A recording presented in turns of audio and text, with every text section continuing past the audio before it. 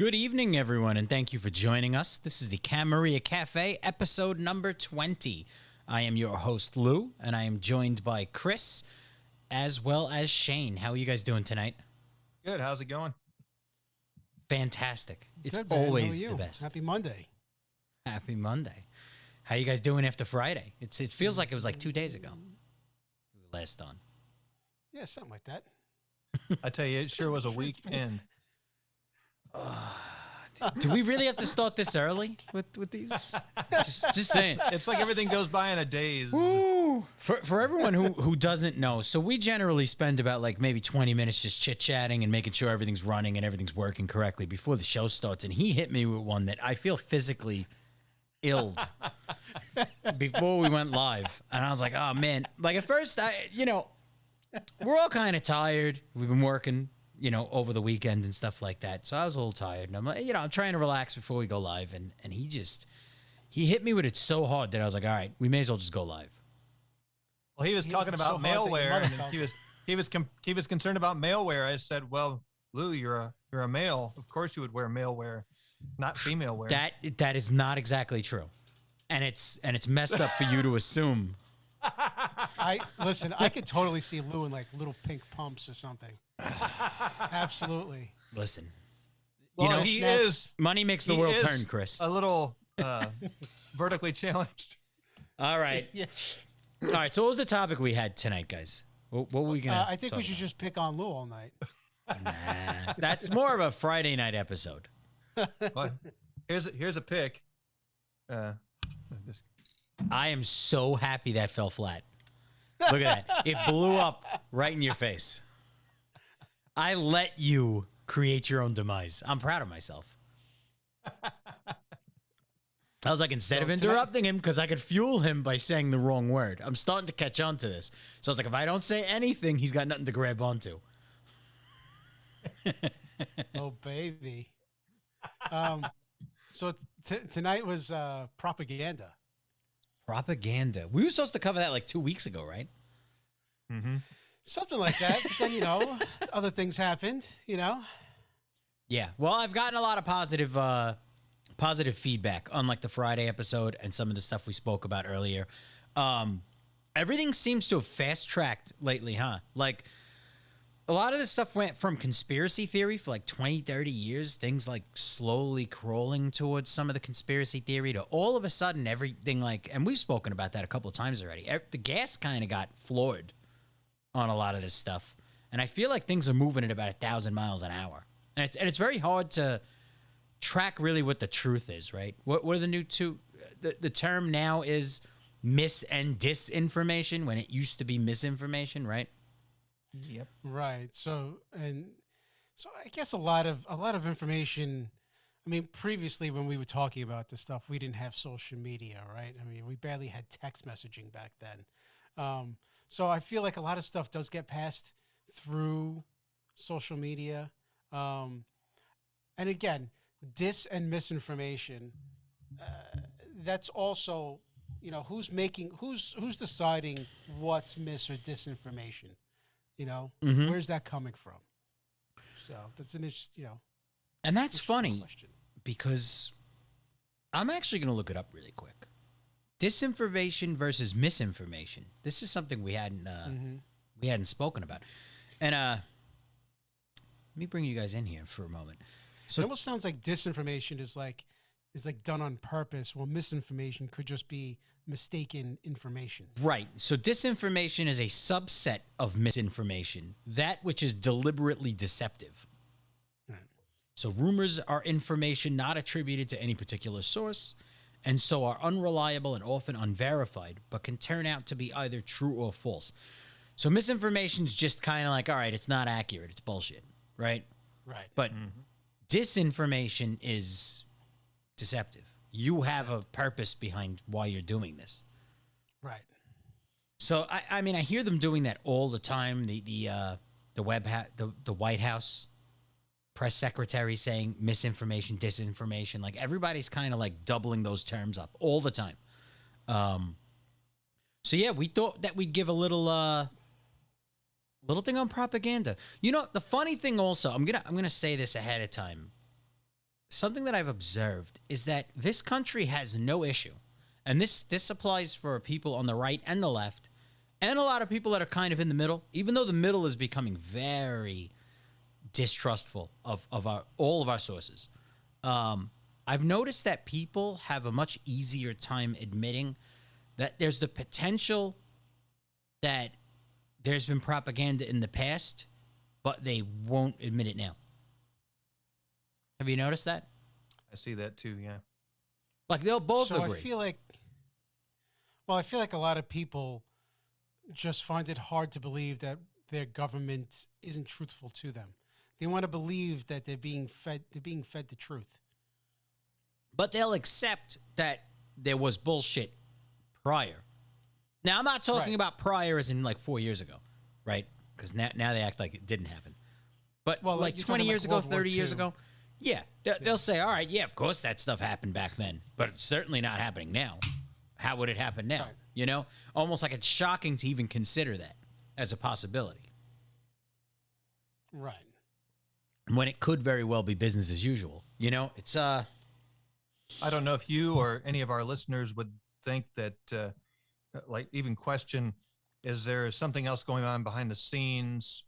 Is it actually three-letter agencies creating some of this stuff, putting it out there, as in that disinformation to try to scramble what we think is real? Maybe even to, let's just say, go down the rabbit hole and say it's to create a censorship that we all can agree upon. What are your thoughts? me or Chris. Both of you. I think that obviously there's certain, like you're talking about censorship right now or propaganda.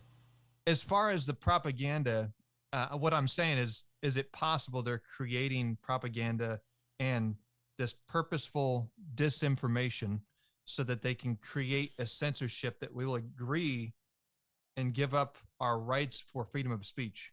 Well, that's cause reaction solution. Yes. That's a mechanism they've been using forever.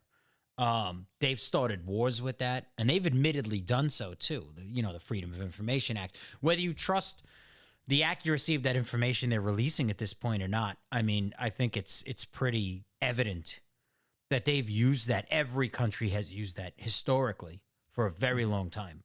That's a mechanism. That's a mechanism to get your way. Is really what it is, and people use it every day. Companies use it. HR, for example, cause reaction Very solution. Big time. So it's, yeah. I mean, I would imagine they use it all the time to push anything. Even if using that mechanism, even if you know what you're pushing for is the right thing to do, that creates the storm to push it faster. Does that make sense? Mm-hmm. So it depends. What do you think, Chris? Oh, I totally think they use that. I mean, the government wants control, and they would do anything to maintain that control. So, of course. So we have a quick submission here. I Am Not You is with us on Twitch. He says the primary purpose of the Freedom of Information Act was to release disinformation. So you don't think it's misinformation, you think it's disinformation. So he's saying the purpose of them doing it was to deliberately throw people off. I don't know if I agree with, I don't think I accept hearing that Nikola Tesla was not a Venusian. I think he was. Were you guys aware of that? No. I was not aware of that. No. So the CIA released documents that they had suspected. I don't know if they said they had suspected it or if they have confirmed it, but Nikola Tesla was a Venusian or of Venusian DNA, something to that effect. He wasn't a normal human being. May not have even been a human being, according to them. And this is something that they had released. But sometimes, do you think that they release things that aren't true to throw you off? You asking if I believe it?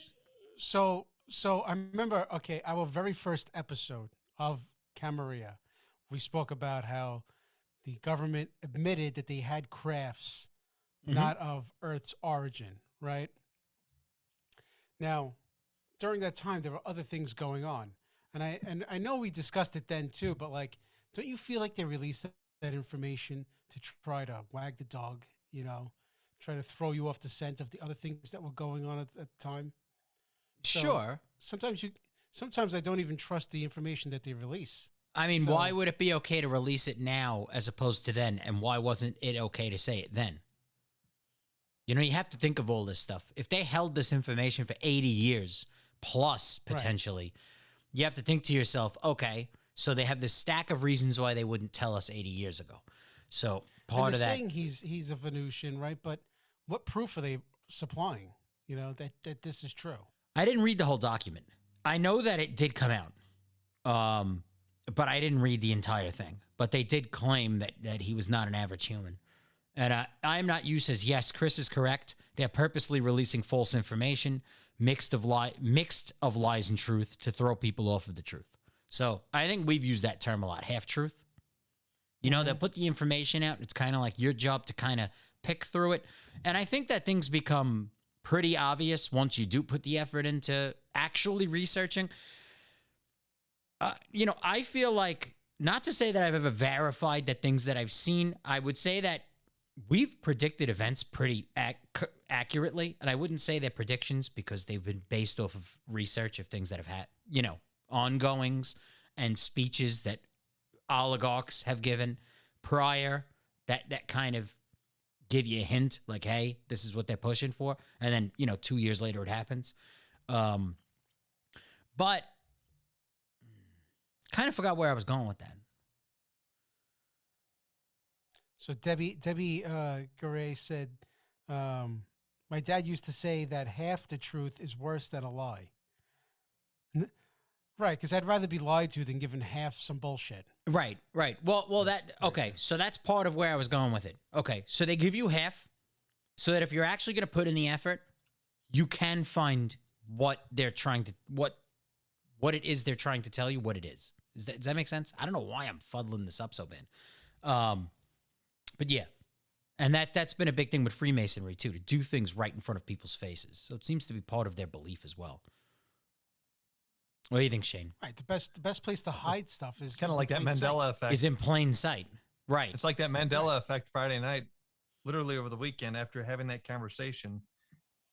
3 different things happened all at the same time regarding Mandela effect that I wasn't ever paying attention to before. But since you mentioned it in that show, it's like it brought it to my attention and I saw it and it was right there, plain as day, right in front of me.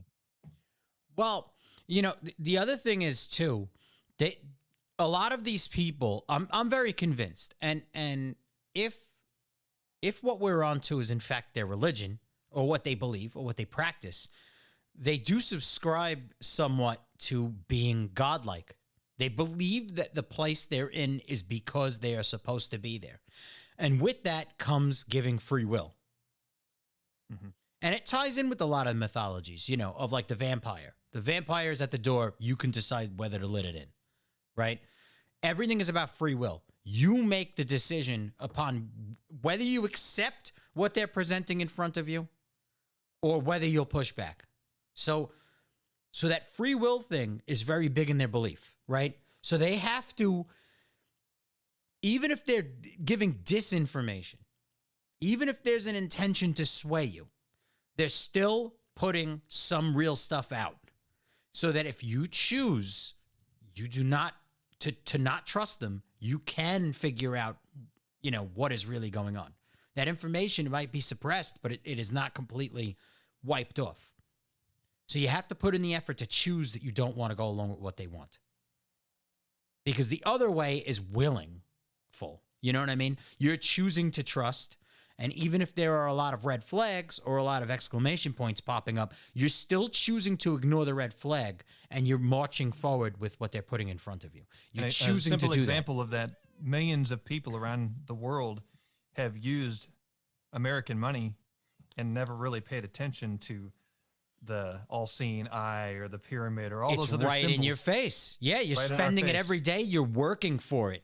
That's your reward for working. That's what you're using to live. That's what you're using to buy a house. And meanwhile, all of the symbolism is all over it. It's right in your face. But you know what? There is truth to the fact that ignorance is bliss. Like some Very people true. just some people don't want to think about these things, and when you do bring it up, they don't really care. They just like, well, I'm gonna work. I'm gonna go to work tomorrow and live my life, and I don't care that the world's being run by a group like that. That's why they'd rather take the blue pill. That's it. Well, a lot of people probably think to themselves that they're going to work and they would be working otherwise. They've got a house and they would have had a house otherwise. They would have probably decided to stay out of it, and they don't think anything's ever going to come for them. And I'm applying this to this exact day right now. They didn't think they were going to come for them. They didn't think they were going to come in the door. So they pretty much said, if it's happening, it's happening. As long as it's not affecting me, But they Right. don't see the economy's being collapsed on purpose because it's going to create the scenario where they can come for you. Well, that whole ignorance is bliss ideology, I think hurts everybody in the long run. Like, because when you think about it, most of the people who are not like us, or should I say, the people who are not like us, is most of the population, right? So, and they're the ones that just walk around with horse blinders on, and everything's happening around them, and they're just like, oh, well, what's going on, and they're not opening their eyes to the truth. You What's didn't. bizarre, I just was going to say, what's bizarre as far as all the things we're being fed right now, and all the news sources, both sides, is the attack of Russia on the UK, and you've got I need even you to. George- I need you to fix that. which Russia on whom? well, You said the UK. the Ukrainians. There you go. Okay. Yes. So basically, the George Soros has been doing posts in defense of the Ukrainians and his support with them, but we know all the scheming that he did and everything else. So that alone is one flag for me to question what's going on there. And then you've also got video footage of the president of that country being an actor and involved in these different video skits and routines before ever being a president. Well, what I'm not sure of is the new Ukrainian president, who they're trying to make look like Rambo right now. He was recently installed into the regime, right? He's not been the president. Let's say if you backtrack it to all these barista stories and all of these American scandals, these tie-ins with the Ukraine, was this president the one that was involved in that, or is he a new president? Let me actually look at it. I don't know how long he's been in power. I know that the president that was ousted in 2014 was pro Russia. And then he was, and I think they keep on referring. I'm pretty sure he's the one they keep on referring to as the former president, but he's pro Russia, and that's why he was ousted. Okay, so this is Volodymyr Zelensky, who has been serving as the president of Ukraine since 2019. So it's been 2.5 years since he's been president, or 3 years. My math is terrible. Well, Okay. when in 2019? Could have been halfway through. You'd still be right. So yeah, so he's pretty new, because now the more I'm starting to dig, the more that I'm starting to see how often people are referring to Ukraine as having been really, really corrupt and tied in tremendously to corruption. And we all remember the whole Biden family thing. They were talking about that a lot, how it was tying in with Ukraine. All the businesses were in Ukraine. And then as well, when the Ukrainian lawyer was going to look into Biden's son, that's the country they said they were going to withhold the aid. Do you remember that clip? Yeah, that was a big clip because Biden stated it. We're not going to give you Right. the money unless you stop the research, stop the investigation. And then by the end of the day, it was over. Correct. Right. So, I mean, but I think I know that a lot of Western power or a lot of Western money was going to the Ukraine, and plus Ukraine wanted to join the EU. yes. Right? No, And not they EU. didn't. I'm sorry. They wanted to join the United Nations, UN. Yes, yes. Right. And Along with two Putin other does not- countries. well, Putin does not want UN military on his doorstep. And I think and I know Putin has been very outspoken about this. I'm not saying what he's doing is correct. That's not what I'm saying. However, the U.S. and the other countries involved in this getting Ukraine into the UN, they're kind of at fault because they never back down. So, In a sense, they're very anti-Federal Reserve. They're very anti-central banking.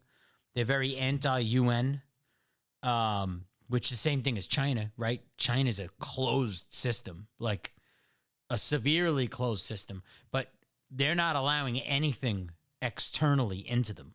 They'll take money externally. They won't allow anything else. So, because I've read a few articles on how resistant they've been of the central banking system, which is why these sanctions, what they're supposedly saying with the sanctions, is that it's going to eventually choke them out because they're not economically doing as well as they claim they are, which means that they're going to crash the banking system. Yep. And if you crash the banking system, you're going to end up exactly where you've been fighting against. Isn't China just going to back them It depends. financially? They might be able to. They're probably rich enough to. They make What do you everything. mean? So one country, They own most of Manhattan. right? They're the consumer, not the consumerism. I was going to say they produce probably 60 to 70% of everything that's used in the world, and Russia's responsible for more. 70% of the energy. So Right. that's pretty big. So I also heard somewhere that they took back Chernobyl. yes, and I also heard they bombed it, and the radiation levels are going sky high. They bombed Chernobyl. They didn't bomb Chernobyl. I don't know. We're gonna get into that in a few minutes, like the availability of information, because it's impossible to tell what's actually happening over there. I think, because I've read articles that got debunked 10, 20 minutes later. And I mean, everything coming out is super questionable, including photographs that were from accidents in the country years ago. They're reusing the same photographs.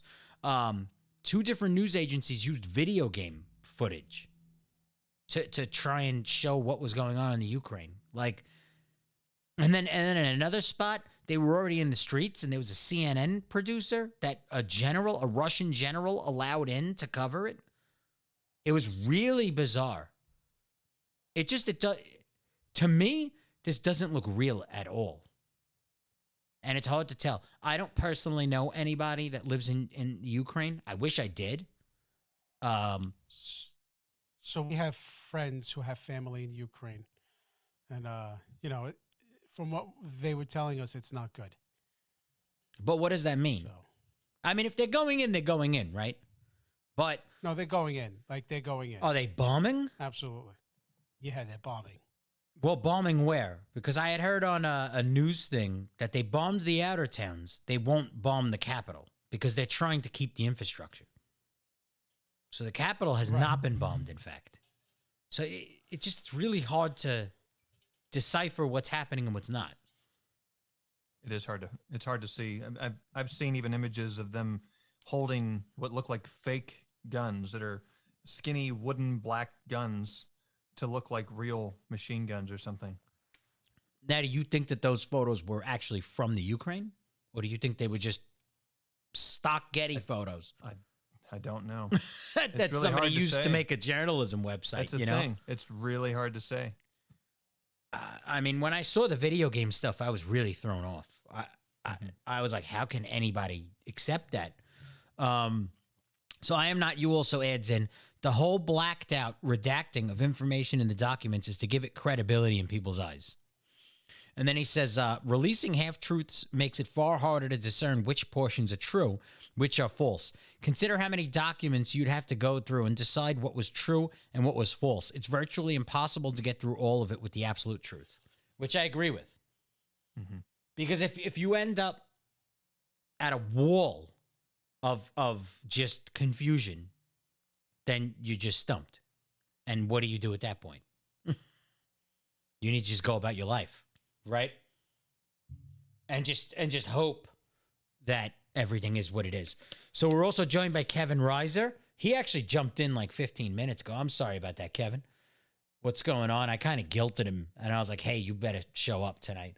So he said NATO. He said, I tried to think of why Russia would be so adamant about invading Ukraine and thought of it as Russia does not want to join NATO. Almost like they think they're being bullied by NATO. But what other reasons are they invading? But that doesn't make sense. That would be the main reason. There's some info we're not getting. Maybe they want to revive the Soviet Union. So in regards to that question, that's what they're claiming. He's reviving the Soviet Union.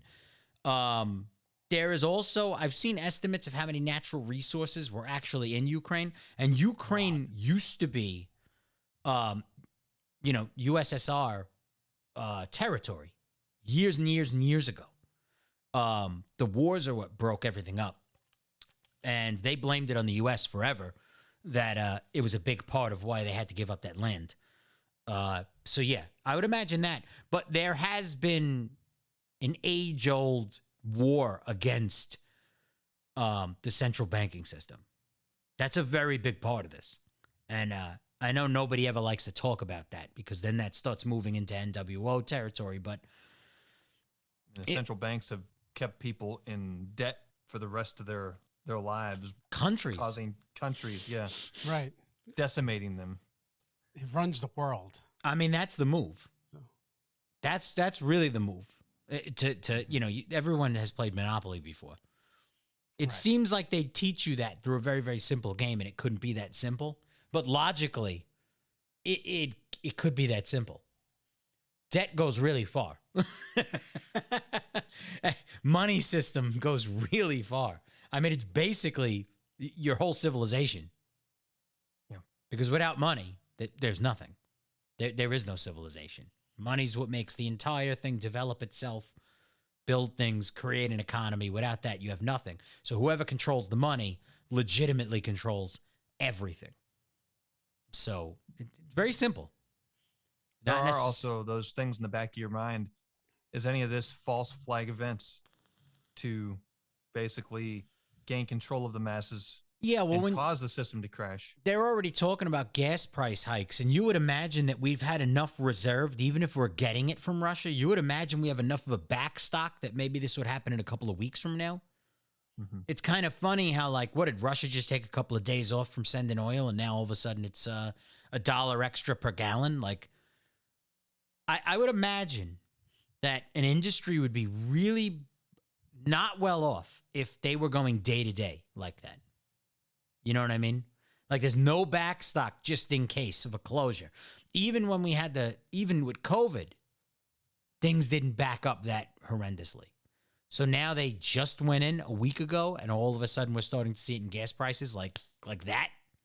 Right. Well, it's based off of fears, right? So sometimes it's not even based off of how much oil's in reserve. It's like, oh, this is going to happen, and so the price per barrel is going to go to $150 a barrel, and it's almost like a stock. So it's like 9/11, the gas gouging was insane. Oh, it was ridiculous. So you're saying that the industry itself is going, oh, we're going to run into a big problem. Let's make that money ahead of time. Correct. That could be. I've never worked in the gas industry, but I mean, we could just open up our pipeline again. And it'd be real easy, right? It's so bad to think that you can have a country that's self-reliant. You can't have that. God forbid. They've cut self-reliance from this country in almost every aspect, right? We don't make shit. We don't produce our own oil anymore. The fact that we can't run a fucking pipeline from the east to the west to give the West water is the stupidest, ungodly, dumbest fucking idea ever. So they'll import water from other places. Right. Oh, so there was I read a statistic that the East Coast gets something like 150 or 200% of the amount of precipitation it needs to cover everybody who lives here, right? Mhm. The West Coast gets something like 50% of what they need. So can't we just funnel some of the water we get from here to the West Coast? We could build a pipeline. If we could build thousands and thousands of miles of pipeline to run oil, we can do that to fucking ship water, and who cares if it leaks? I have don't know. one word to tell you what it's called. It's called sabotage. It's called So assholes. so It all comes down to money. and Kevin says, does Ukraine owe something to Russia? I don't No, know. they gave them all the nukes. They did. So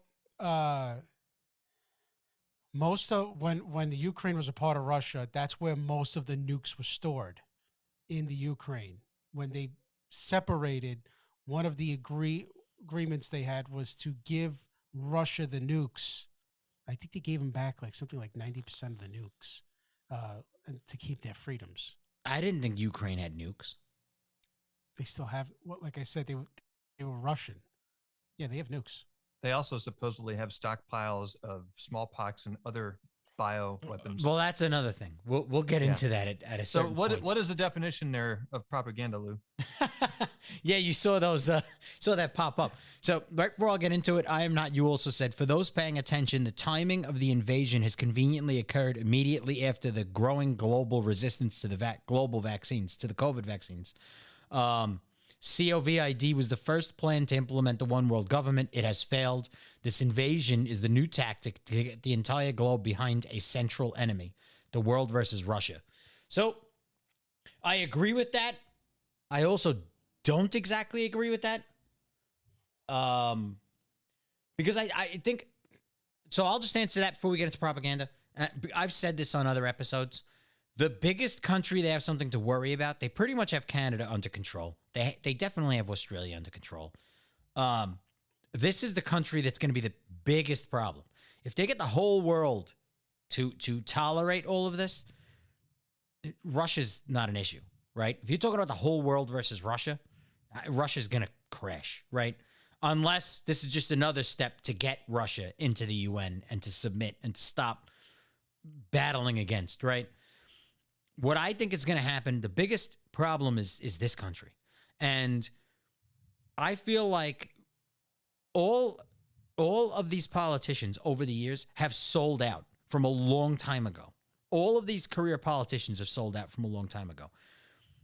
Once the public started really losing trust in them, they really needed to start pushing this as fast as possible before they got outed by its own people. Now, the problem is they have to get half this population to give up the arms they have. And now we have a hard left Supreme Court justice entered into the whole mix. So they're still looking to get rid of the guns. The easiest way to get rid of the guns is to have another country do it, to keep the storyline going so that the whole world doesn't revolt, right? So they need a storyline. So what happens is if they get us involved with Russia right now and they take all of our troops out and send them to Russia, we can get invaded by somebody. That is what they're setting this up for. That is exactly what they're setting us up for. And someone can come pouring in right from the north. I've said it on previous shows. I'm saying it again. This was a conspiracy theory going around a few months ago. A lot of people laughed at it. It looks like it might actually go down. I don't know. I could be wrong, but that's my Do any of you take on think that our government would be so sinister to create an attack and blame Russia that. Sure. on our own Yeah, country? why not? We've done it tons of times. Yeah. They admitted it with the Cuban Missile Crisis. There was no missile crisis. They were trying to find an excuse to invade Cuba. And people are still, I'm going to put this out there. I don't care. I don't care anymore. They still think 9/11 wasn't. They're going to find out in another 40 years it was. Then they're going to admit it. But people are still questioning that.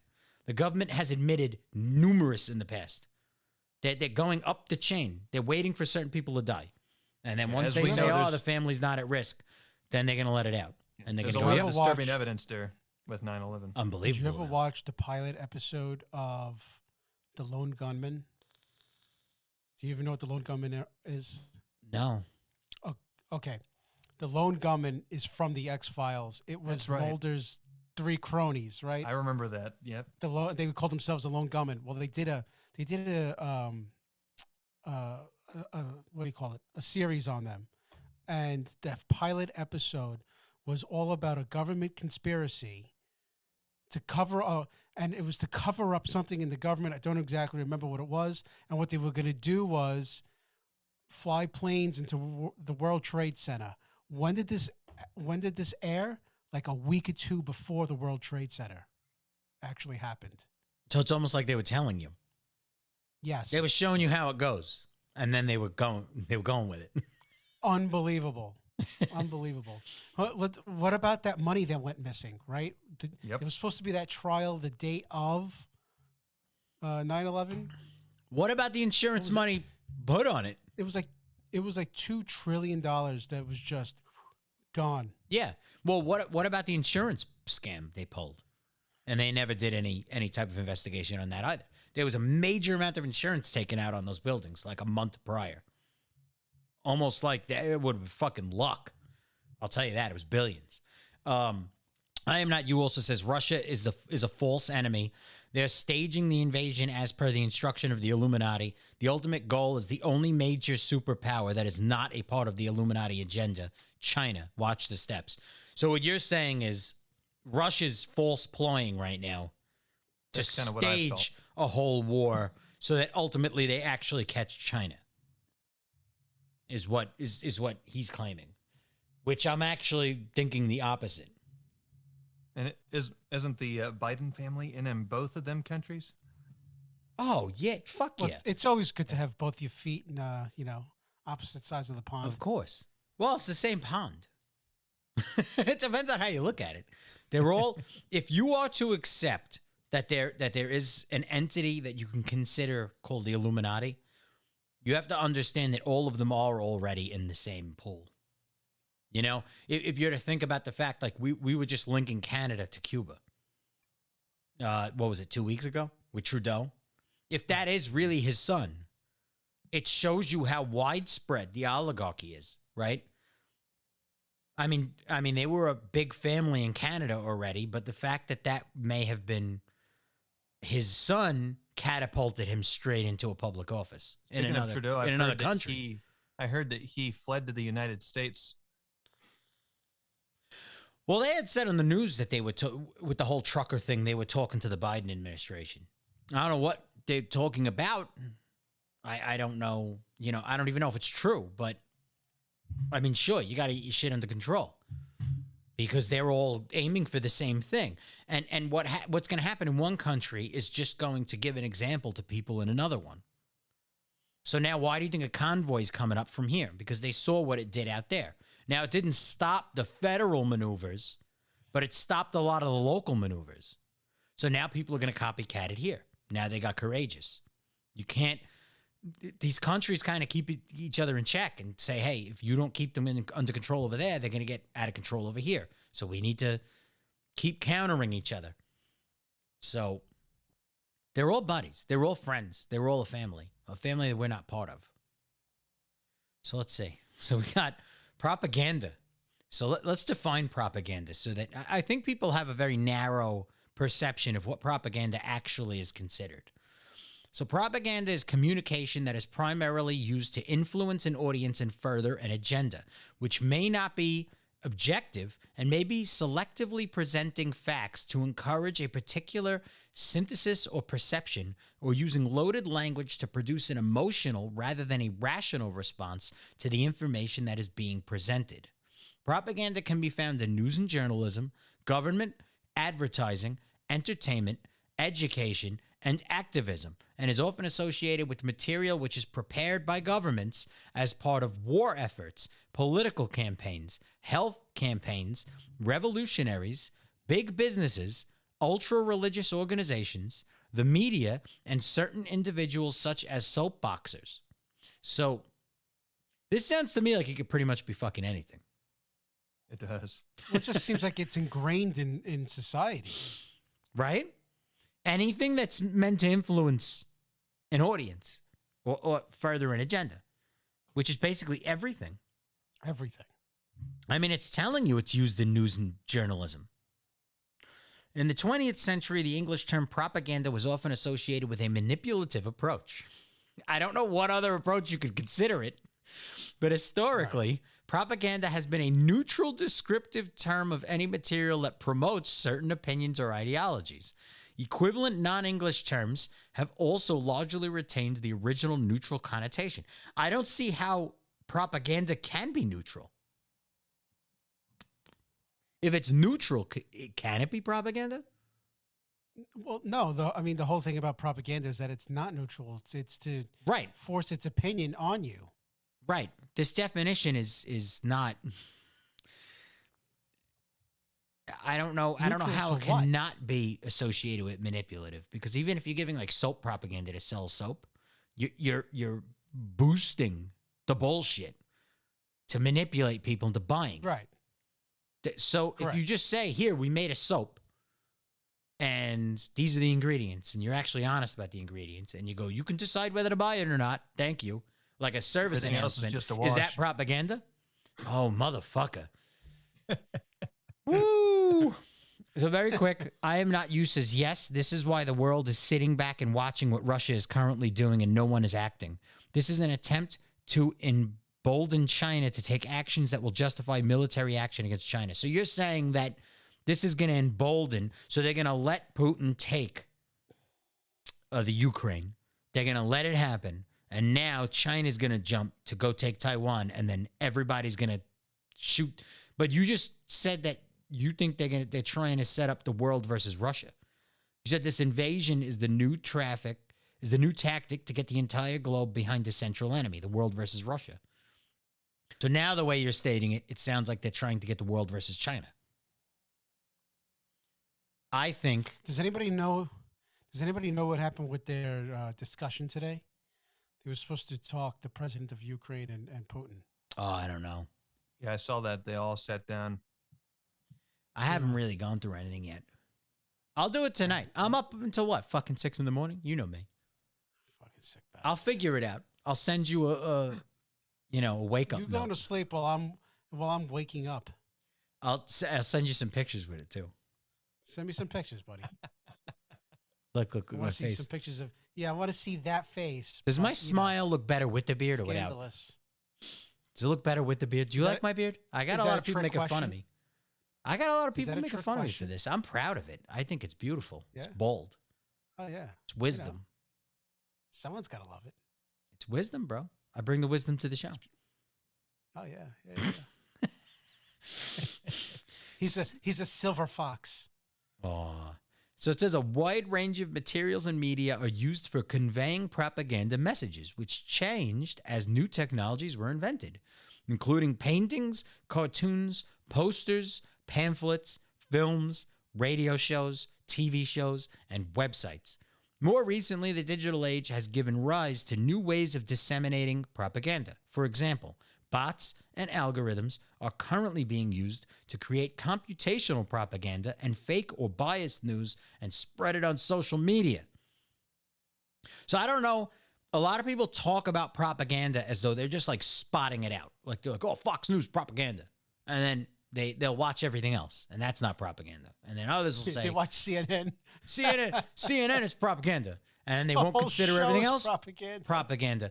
But from what this is saying, like the article's basically admitting that anything that has kind of a pull to it, like I said, if a public service message would be like, okay, this company just made this, and the option is up to you.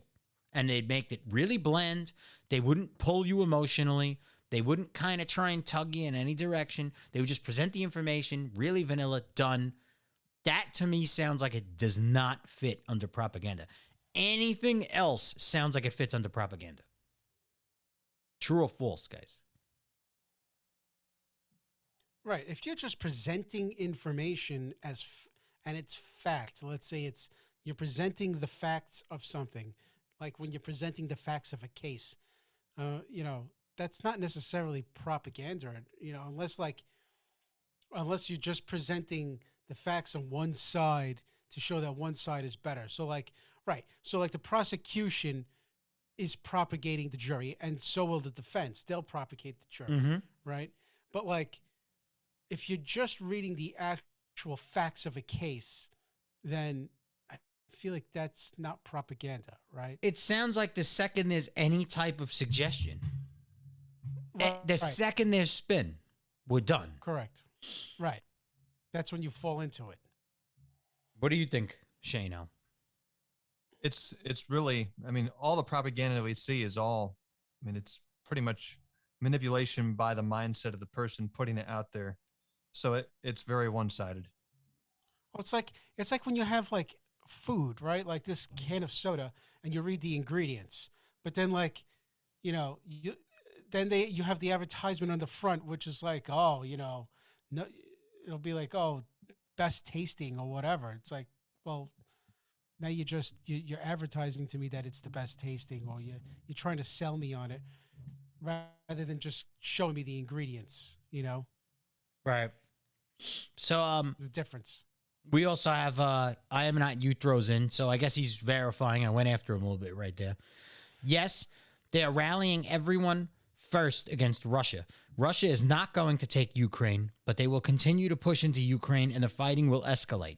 This will draw the rest of the world into the conflict, which is designed to draw China into taking potential action in the conflict.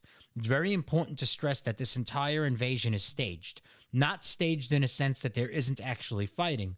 The Ukraine and the people involved in the fighting are the unfortunate expendables in the overall plan, same as those that died during 9/11 to justify invading Afghanistan. Yeah, because to them the dead cost nothing. Oh, yeah, no. I mean, when you have billions and billions of people on the planet, they're looking at statistics. These are very reptilious people. That's why they've been theorized to be reptilians. Because they act like it and feel like it, and they probably are cold to the touch. What do you think, Chris? Do you think they're cold to the touch? Could be. Though I haven't touched them recently. Yeah, not recently? Not recently. So, yeah. So, I think we got pretty much what we needed out of this article, to be honest. Something further, too, as technology advances, all this green screen technology, all the editing software and the capabilities that we have with cameras, as you all know from all the work that we've done, there is so much they can do to manipulate anything and put it out and make people believe that it's real. I saw one earlier where they took a kid playing on a fence and he was walking on the edge of the sidewalk, holding onto the fence, and somebody edited out the sidewalk to the one side and made it look like it fell off a cliff, and they put a waterfall in, superimposed it, and had it all faded and everything to make it look more realistic. And at first glance, you would have thought it was real, and the kid was hanging on for dear life, not hoping he wouldn't fall into that fall and land in some water or something. But then you see that it was all edited; it was all fake. Mm-hmm. Yeah, there's a lot of that going around. So Debbie, thank you for the link. She just sent me a link concerning propaganda. We're going to be hitting that in just a few minutes. I already have I already have some material involving that exact topic. So that is coming up very soon. So here, I figured we take a quick look at history of propaganda because I think we pulled what we needed to. The only other thing I want to point out in that article, just to reinforce what we were talking about, where did I see it? So it says right here, the expression of opinions or actions carried out deliberately by individuals or groups with a view to influencing the opinions or actions of other individuals or groups for predetermined ends and through psychological manipulations. Garth Jowett and Victoria O'Donnell theorized that propaganda and persuasion are linked as humans use communication as a form of soft power through the development and cultivation of propaganda materials. So that just further enforces pretty much what we were talking about. If there's any type of persuasive element at all, it pretty much looks like it's propaganda. It fits the bill. Right. So that's one thing I wanted to point out real quick. So here we have a small list. The history of propaganda. So it once again gives another definition. Propaganda is information that is not impartial and used primarily to influence an audience and further an agenda. often by presenting facts selectively, perhaps lying by omission to encourage a particular synthesis, or using loaded messages to produce an emotional rather than a rational response to information presented. Almost like when they try and tell you there's a problem in society and they show you the child crying on the corner. Mm-hmm. But they don't actually give you the statistical analysis. They don't give you a rational explanation to why that might be happening or a rational answer as to how to fix it. Instead, they tear jerk you into... They get an emotional response out of you Mhm. and ask you to open up your wallet, usually.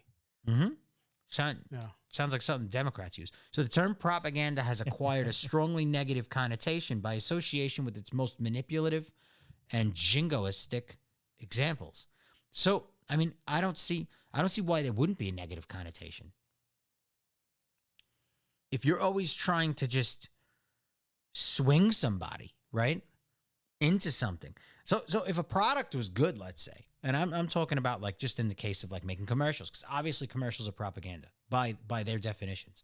Almost everything's propaganda by their definition, but a commercial would be considered that too. But if something came out and had great reviews and didn't have a lot of defects and stuff like that, it would practically sell itself, right? You wouldn't need to use some type of divisive, manipulative means of selling it to them, right? Right. It should like if you really create a product that's good, it should just sell itself. Like an RME Babyface Pro FS. Dude, you're liking that, aren't you? You're liking it. Oh, listen, I think most people will probably tell you that your mic sounds the same because nobody pays attention to the things we sink thousands of dollars into. But I can hear the difference. You know, I think it sounds great. I did get hit with some propaganda by a certain somebody in this conversation to buy this thing. What are you talking about? Right. Uh-huh. Listen, when somebody says, "Hey, yo, numbskull, this is good for you," just do it.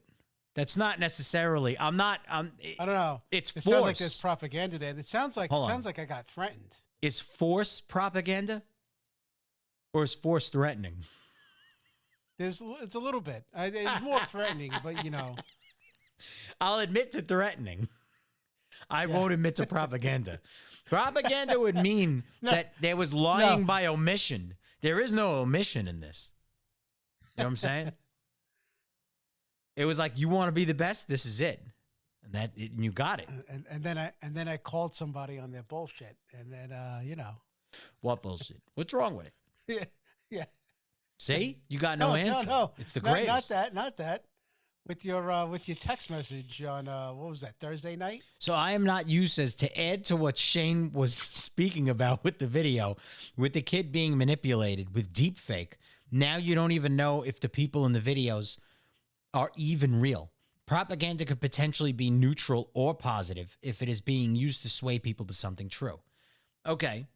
But in this case that he's trying to cite, it's not true. Right. I mean, Chris, you mostly have the definition, but what you're trying to apply it to right now, it's not exactly. So we can go as far back to 515 BC. Primitive forms of propaganda have been a human activity as far back as reliable recorded existence exists. I don't even know what the fuck that says. The Behistun inscription, 515 BC, detailed the rise of Darius I to the Persian throne is viewed by most historians as an early example of propaganda. So we're talking like, I mean, the first line says it all. As far back in human activity as reliable recorded evidence exists. So we've been using propaganda forever. So this is nothing new. Oh yeah, I mean, weren't the use of like the columns in ancient Greece like almost a form of propaganda because they're so huge and menacing, like they're standing over you, and the way they built them so that it looked like they forever went up. Well, sure. Well, you're saying like a display of power. Right. I mean, the same thing could be said about Vlad the Impaler as well. He impaled dead bodies all around his kingdom. That exerts a viciousness that... I mean, but in that question, if they do have the ability to manipulate enough to get that done for them, is it propaganda? Or is it a blatant, vulgar display of power? Oh, I think it's a little bit of both. Yeah, I would say the same. You know. Because if you're going to kill that many people and put them around, that's not a fake kind of convincing. That's like, we're going to add you to that. Well, Come right. in I mean, here. it is advertising. It's advertising your brutality, right? So there's that, and there's also the fear that it puts into you. So, I mean, he could easily be just as impaled, right? If he wasn't really a vampire, he could be just as easily impaled. So you could do the same thing to him, but like, no one would in fear. Do you think they can reach him? I mean, if he's got power enough. I don't remember the last time we've had a war, and I'd love to hear from anyone. Besides this thing that they're trying to stoke to back Ukraine, right? And I don't know if the president is actually out there with an AR-15. That's pretty impressive. But I don't remember one time in my life that somebody who has pushed for a war has actually gone on the fields. I don't remember one time. In our lifetime? Yes. No, that's never happened. And I mean, look, that takes fucking balls. I'll give it credit. Like, that means that person calling that war really believes in what they really believes in what they're doing. Like the term "put your money where your mouth is." That is dead on for that. I mean, not even. I mean, think about like crime wars, right? Even the leaders of those things don't even get their hands dirty most of the time. Yeah. They're the ones dictating. Yeah, and then they'll say break his face, and then somebody else will do it. Yeah, someone else will do it. Exactly.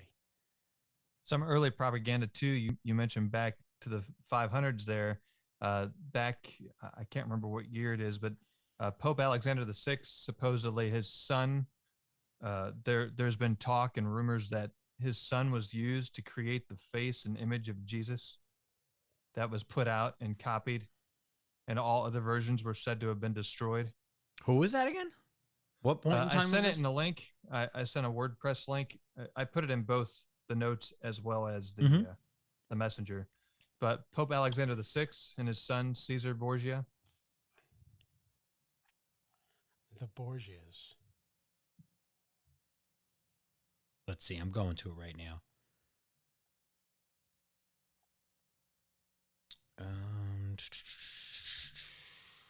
So that would be considered religious propaganda. Yes, correct.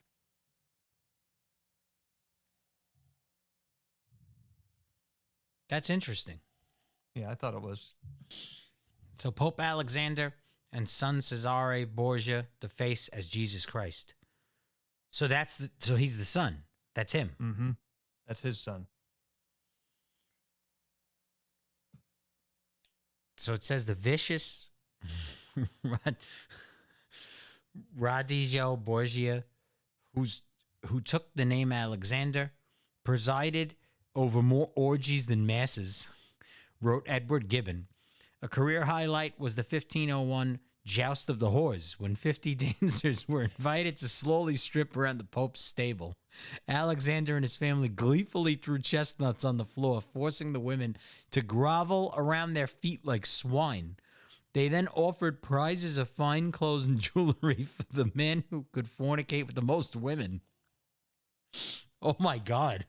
Well, thousands of years ago, that was actually quite common for orgies to take place during church events, especially in the pagan celebration. I mean, that's what Easter was all about. That sounds like some party. How do you verify whether the number's accurate at the end of the day? How do we go from orgies to Easter bunnies? I mean, can we go back in time? A lot was you want happening, to see what sure. they're talking about, right, Chris? Right. For historical purposes. Right, exactly. I want to study it. Wow. So he was born was an Italian. What a shock. Nobleman, politician, and cardinal. He was the son of Rodrigo Borgia, who later became Pope Alexander, the sixth, and his long-term mistress, Venosa de Catanai. Caesar Borgia is mentioned in several books, one entitled, oh man, I'm having a hard time pronouncing any of this stuff. Tripish of Prisoners, and another entitled Caesar Borgia, His Life and Times. In the original King James Version of the Holy Bible, 1611 had the hidden books in it. But in 1928, under the Vatican, they made an agreement to take 14 books out of the King James Version Holy Bible. Why? Because the deception was written into the Acrophia's book, Wisdom of Solomon. For a father afflicted with untimely mourning, when he hath made an image of his child soon taken away, now honoring him as a god, which was then a dead man, and delivered to those that were under him ceremonies and sacrifices. So they're saying that this is... So he employed Leonardo da Vinci as a military architect and engineer, in which him and Leonardo da Vinci became lovers? Yeah. To express his love towards Caesar, Leonardo painted many pictures of him. Caesar's father, Pope Alexander, under the authority of the Catholic Church said elite, had his son picture put up as Jesus, Christ in the Western world. Caesar had sex with his own sister, Lucrezia, and he killed his brother Giovanni in 1497. And this is the man whom the Catholic Church gave his consent to allowing his picture to be put up, to portray and to deceive the whole world into thinking Jesus was European. So what were the images of Jesus before that? All just destroyed? Yeah, they were destroyed, but he was supposed to have been more of a dark complexion, more black. Arabic, yeah. Well, wouldn't anybody think where fucking Jerusalem's located, that's probably what he looked like? Mm-hmm. When you bring that up to people, they're like, what? Are you fucking kidding me? I mean, he was born in Jerusalem. Right. Supposedly. He would be Middle Arabic. Eastern. He would look like, right. And you see the power of that propaganda and the effects on it. If you talk to certain people really into their religions today, they would argue with you. They would try to say that, oh, that's just impossible. Nobody would ever do that. This was what Jesus looked like, blah, blah, blah. They would continue on that argument and wouldn't even give you a chance to explain another possible version. Well, yeah. You tell them that the King James Bible was written like hundreds of years after the death of Jesus. So, yeah, you know, how do you know? And King James was gay too. Was he? Yeah. So, I didn't know. So, oh boy. Goanna But Fun says, can you imagine the smell? What a time to be alive. No, you don't, Chris. Imagine the smell. I think she's talking about you going back in history to document. That is true. They didn't have deodorant back then. Did they? They had to have had a form of.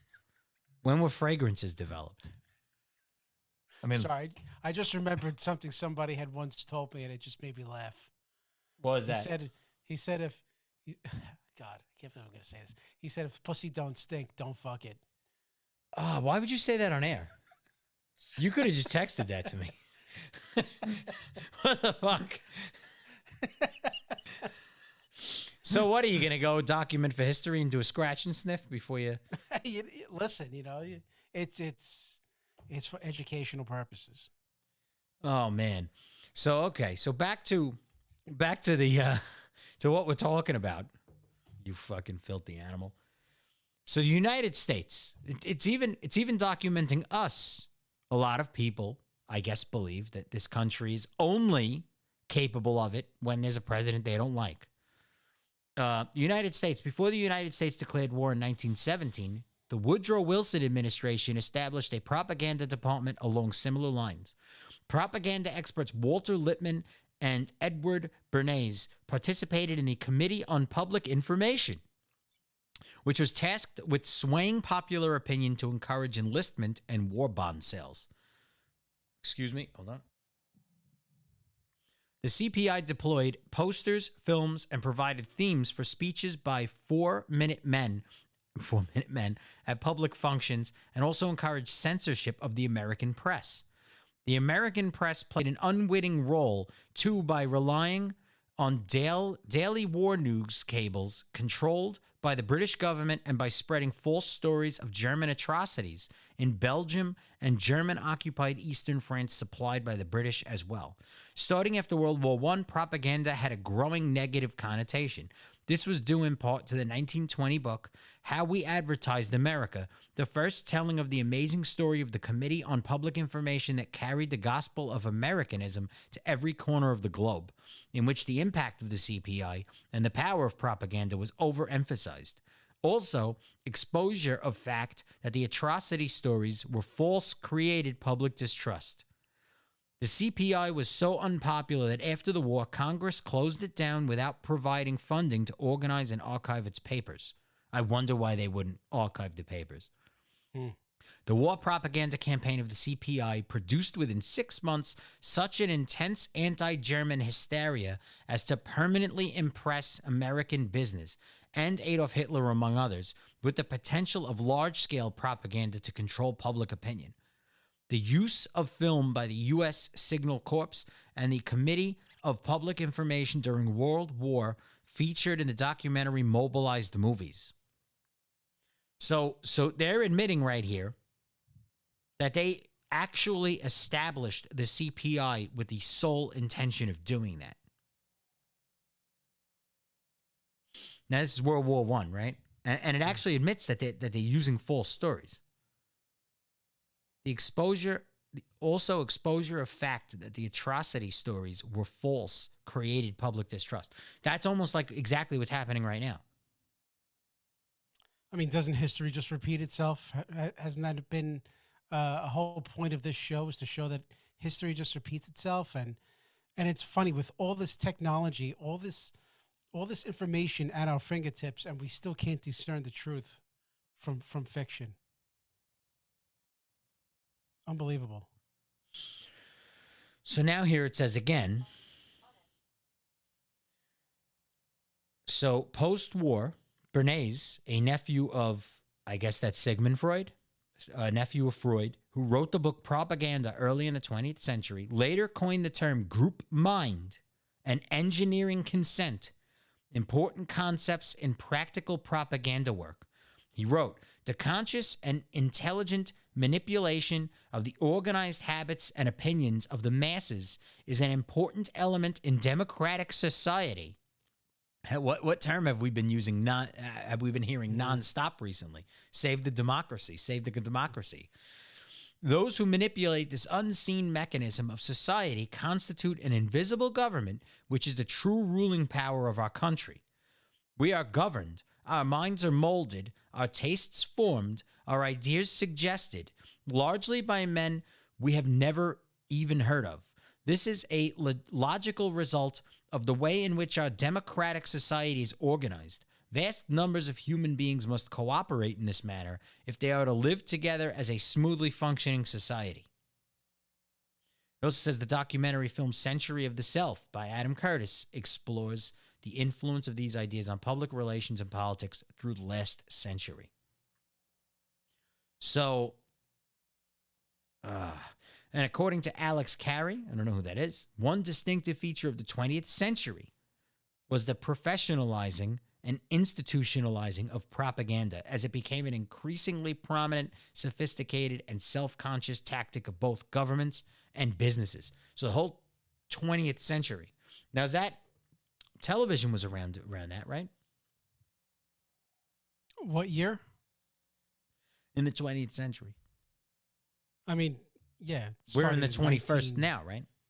We're in the 21st now, right? So there was TV like in the 20s, right, and 30s. Mm-hmm.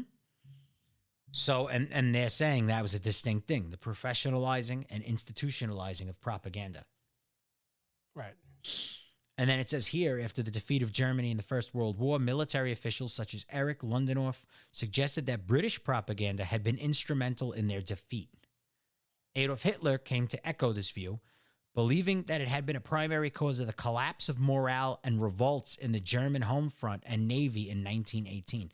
So I never really did a ton of research on World War I. Did Germany collapse in on itself? Is that what they're basically saying? That the propaganda used had Germany kind of cave itself in? That is what it kind of sounds like. Because World War One was a completely different war from World War Two. Mm-hmm. And then it says later, the Nazis adopted many British propaganda techniques during their time in power. Right. There were so in World War One. I don't think there were Nazis. I think that was a World War Two thing, wasn't it? Well, he was the Nazi. I know that. He was the king of them, according to what I understand. And that's what is considered Nazi Germany, was World War Right. II. Like World War One started because of a giant family feud between all the royal families, which were all intertwined with each other. So That's what basically started that off. So now we have another name. So Second World War. World War II saw continued use of propaganda as a weapon of war, building on the experience of World War I, both by Hitler's propagandist Joseph Goebbels and the British political warfare executive, as well as the United States Office of War Information. So now their Office of Information is dealing in propaganda again.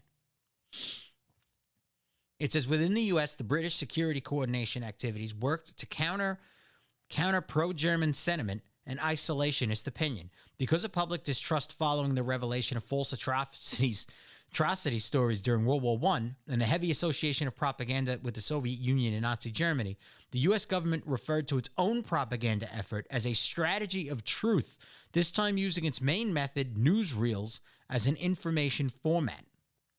Enlisting the cooperation of news media, industry, and Hollywood, the OWI portrayed the war as a contest against democracy and dictatorship, good and evil.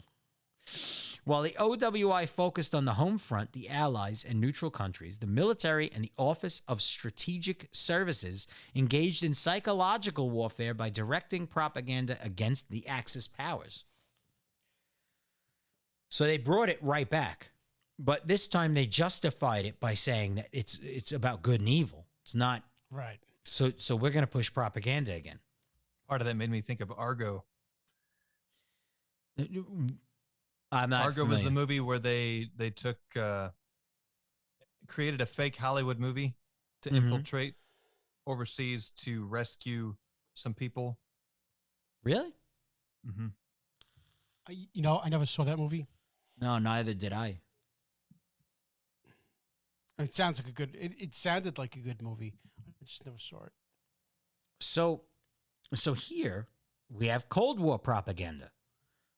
During the Cold War, propaganda became highly ideological rather than tactical. And the rivalry among the United States, Soviet Union, and People's Republic of China generated the most pervasive and intense propaganda seen thus far. So not only did they sow the most distrust from World War I, but they increased it tenfold, almost like what we're seeing now when we see these political debates and these arguments and people keep doubling down, tripling down, even when they're proven wrong. They double down, triple down, quadruple down. Well, didn't we see that with 9/11? Yeah. After 9/11 happened, they spoke about the weapons of mass destruction, and of course there weren't any. There was nothing there, but yet we basically tore apart the entire Middle East. Mm-hmm. Same thing with all the sketchy stuff with the Oklahoma City bombing. Oh, yeah. I mean, we could do a whole episode on that, man. Yeah. There's a lot surrounding that, a tremendous amount. And they shut the book on that real fast. Yeah, they did. So what a shock, right?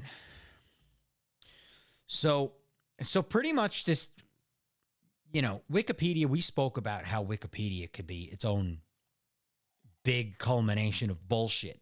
But even going through this, we're seeing that they've been using this for a long time, and they've been doubling down on it, tripling down on it. They've been justifying the use of it because it's countering others doing it, right? I mean, and then you got the Vietnam War. From the beginning of its involvement in Vietnam, the United States government engaged in covert psychological operations. Thomas Anthony Dooley III, a medical intelligence recruit, became the public face of Operation Passage to Freedom, a refugee program secretly designed by CIA officer Edward Lansdale. The refugee surge from north to south appeared spontaneous to the American public, but was partly engineered by Lansdale's hoax threats of dropping nuclear bombs on Hanoi. Hanoi, however you pronounce that. I think you're right, Hanoi. Although celebrated for independent humanitarian activities, after his death, the public learned that Thomas Dooley had been recruited as an intelligence operative by the Central Intelligence Agency, and numerous descriptions of atrocities by the Viet Minh in his book Deliver Us from Evil had been fabricated. Dooley later did similar propaganda work in Laos. Now, I don't doubt the dual propaganda nonsense, but have you noticed the recent news has admitting, and they're saying that they have evidence that the book and the dossier and all that stuff that was publicly funded and was mass investigations about for 4 years. Did you guys also hear that it was completely made up? I've heard that a few times. That it was literally propaganda against against its own people to just oust a guy who they didn't like that was elected. Mm-hmm. I mean, and nobody's... What could be more criminal than that? And what did I say earlier? You're going to wait for a few people to die, and then they put it out, because that's it. There's nobody else to bring to court now. We're out of the water. And this is even saying right here, until that guy died, they had no clue. They all just looked up at him as being some type of humanitarian hero. But obviously, there were some problems with what he did. And they just keep doing it. Seeing even with the home front. On the U.S. home front, information was tightly controlled and the government maintained an upbeat official line about the conduct of the war. However, during the Nixon administration, revelations from the Pentagon Papers and about the My Lai massacre and the war's expansion into Cambodia and Laos exposed the government's secrecy and manipulation of information. This led to a credibility gap when much evidence contradicted the upbeat official line. By 1971, more than 70% of those polled through the U.S. military involvement in Vietnam had been a mistake. So this is almost like what I Am Not You had mentioned. The COVID thing seems like it's just wearing off because nobody's even just fucking paying attention to it. So now... I think it depends on where you go. So like... I work in Manhattan, and I still see a bunch of people walking in the street with their masks on. Everyone's got a K95 mask, and it's. There are still people paying attention to it, but I don't think it's as widespread. No, and it's certainly not. I mean, look at even the recent politicians that live in D.C. or have districts in New York and stuff like that, and they've all been partying in Florida. I've even seen something that, I don't know if it was NATO or one of those for, it was the guidelines if we were to be attacked on our soil. I think it was updated in January, basically to wear a mask and keep your 6 feet to protect others. And it was all... So wait, so if you're getting bombed, you should be wearing a mask to prevent you from getting COVID? That was the guidelines? Yes. Well, you never know. How about not be near the fucking bomb? Yeah, right. Take shelter. If someone has the COVID-19 and they explode, then it's everywhere. Lou, so just wear a fucking mask. It's everywhere now. And you're not getting what I'm saying, though. People right now are exhaling small amounts, every now and again. If somebody explodes, it's COVID everywhere. It's all over the place. You get what I'm saying? I get you. That means you got a quadruple mask around exploding. You got to put masks on your butt. Remember they were saying that, farts could carry COVID? Oh yeah, they were talking about. I would imagine. I mean, if it's in every crevice of your body, stuff, make sure you flush at an appropriate time so it doesn't get airborne. So Debbie says, working on genealogy, historically, people, even royalty, did not bathe but once a year. Yes. So, especially Chris, the you pilgrims. still want to watch that orgy? Well, I wasn't making the comparison to like saying I wanted to go back in time, but why do we have the Easter Bunny now? Like, what happened to the orgies? Well, I think let me that's what ask. I was really saying. Let me actually ask a question. I got to Why play don't we devil's bring advocate that back now? here. We get desensitized to smells, right? I'm sure that fragrance was not necessarily created to cover up as much as it was likely to make better, right? Because I'm sure when fragrances Build back first came better. out, it was for royalty, it was for people who did public things. So they wanted them to smell different so that they stood out, right?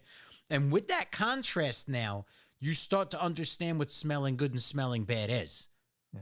Maybe there's the potential that back then we didn't know what smell Well, they bad changed was their because it was underwear because they thought that depending on how clean that underwear was the basis of how clean of an individual they were, even though the smell was still there. ooh. So Everybody enjoyed their own bouquet. Okay, Yeah. leave them alone. so Kevin Talk, Reiser, talk about breathtaking. check this one out. My boy Kevin came in and said the moon landing propaganda, but most likely. Just saying. I'm just putting it out there. You hear, Chris? No comprende.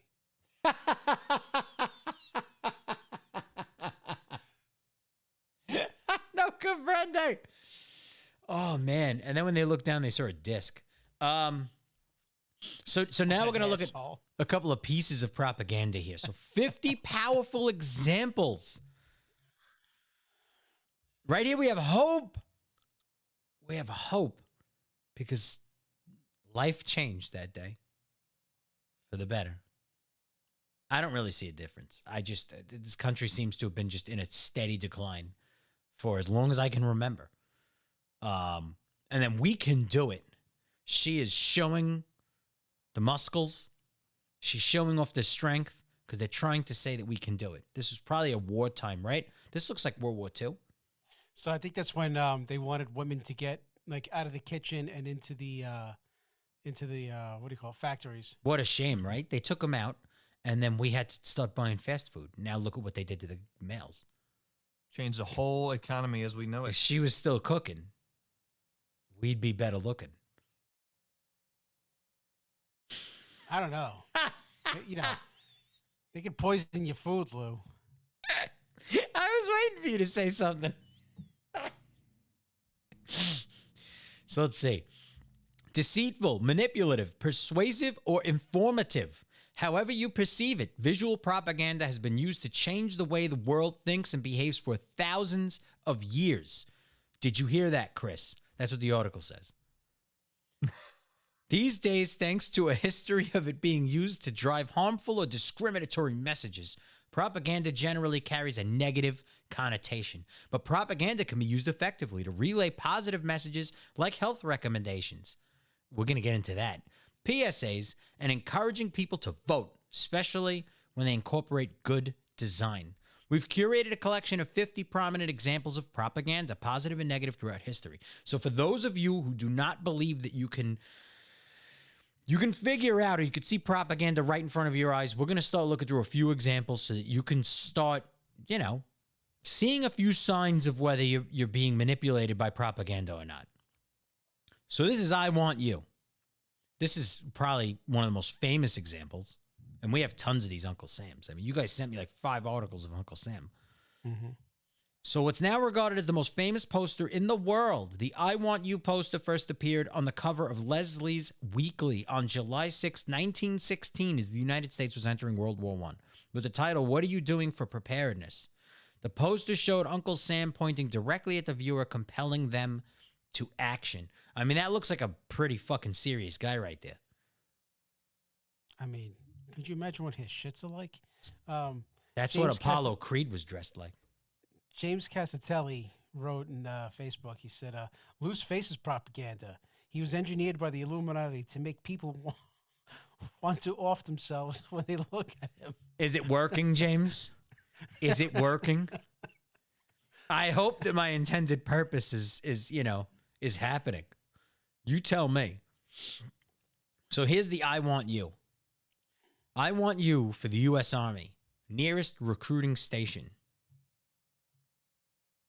So that's one big thing. So let's see. They give the broad shoulders. They give the look straight into the eyes. It's pointing right at you. It gives you some type of self-importance, right? Right. Gives you a meaning. Gives a necessity for you. I want you. He also says, just remember down the street, not across the rails. I don't know what the fuck that means, but okay. I was also looking at the stars in the hat. So here we go. What did you do? Daddy, what did you do in the Great War? So now we're tugging on the emotions. So now you're thinking about your future line that they want you to go out and protect because that's what's at danger, right? Your family is at danger. So they're selling to you, what are you going to tell your kids? Do you want to be a hero? Do you want to be a zero? Do you want to be like Lou or do you want to be like Chris? In that exact order. So this poster was created by British illustrator Savile Lumley and was used in World War I to compel men with families to enlist. The aim of the poster was to strike at their pride, persuading them that in the future their children would judge them not for their decision to support their family back home, but for their wartime contribution. Is there any way to zoom in on the image just a little bit more? Let me just let everybody know. If you have kids, there's nothing you're ever going to do to make them proud. So just fuck it. Yeah, there you go. I was just trying to see if there's any hidden symbolisms in there. So get a cat instead. That's what Lou's saying. I am not you says Uncle Sam looks like an old perv. That's what he wants you for, you know. Well, he's saying, I want you. You.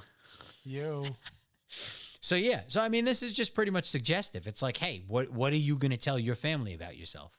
Are you going to hang your head high, tell them you protected them, you killed the Nazis? What are you going to do? Well, actually, World War I, so you're not going to say that exactly, but you killed somebody and they're safe.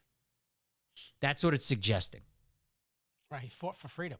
He fought for democracy. Be careful what you say. Here comes the Nazis. So this simple poster was from the Second World War, sent a clear message to the civilians of the Allied powers that Hitler's Germany had means of listening into their communications. You never know who's on the wires. Be careful what you say. It also means to not say certain things out in public. Select your wording. Correct. They were controlling speech even back then. Of course. Mm-hmm. Now, one fun fact, for most people that know me, I work in the audio engineering world. That is where my career lies. And one fun fact I learned from school was that tape machines were actually created by the Nazis. That is Nazi technology that was taken from World War II. We did not have tape machines before that. What they were doing was they were using tape machines as a form of encrypted messages. They were taking film and they were putting aluminum or gold. They were taking gold, like little flakes, putting it across, and then indenting it into the gold flakes. That was the origination of sound recording, tape machines. Now, I don't know. They may have had something to do, Germany or Berlin, with vinyls.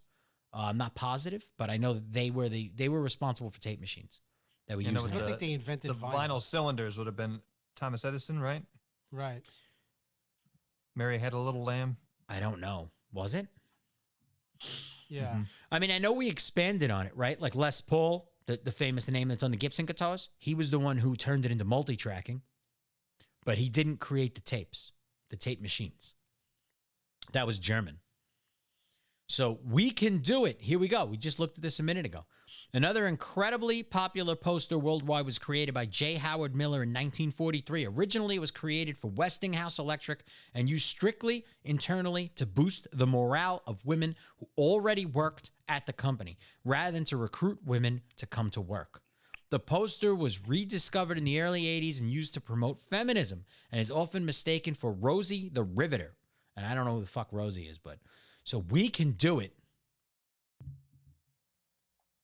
Drink your creatine, retain your gains. We can do it. She's huge. I don't know. It's I don't- chocolate I don't see- Ovaltine. Ovaltine. See the, Yes, drank a chocolate Ovaltine. That's where she got the muscles. What are you saying, Chris? You were saying something. in the I was going to background. say she doesn't look brolic or nothing there. You know, it's looking like a No. She looks unbrolic. right. Should have given her like a little bump. For anyone who doesn't understand the term brolic, can you explain that to them, Chris? I don't know. It just means built up beast like. Used in a sentence? Yo, that you see I don't know. I can't use it in a sentence right now. Like, Sorry. think about like Urban Dictionary. Like, yo, that beast, brolic, bro. See, I There can you do go. it. There you go. That fighter is brolic. So I am not used as Rosie's traps as big as Big Mike's. No, not even close. No. No.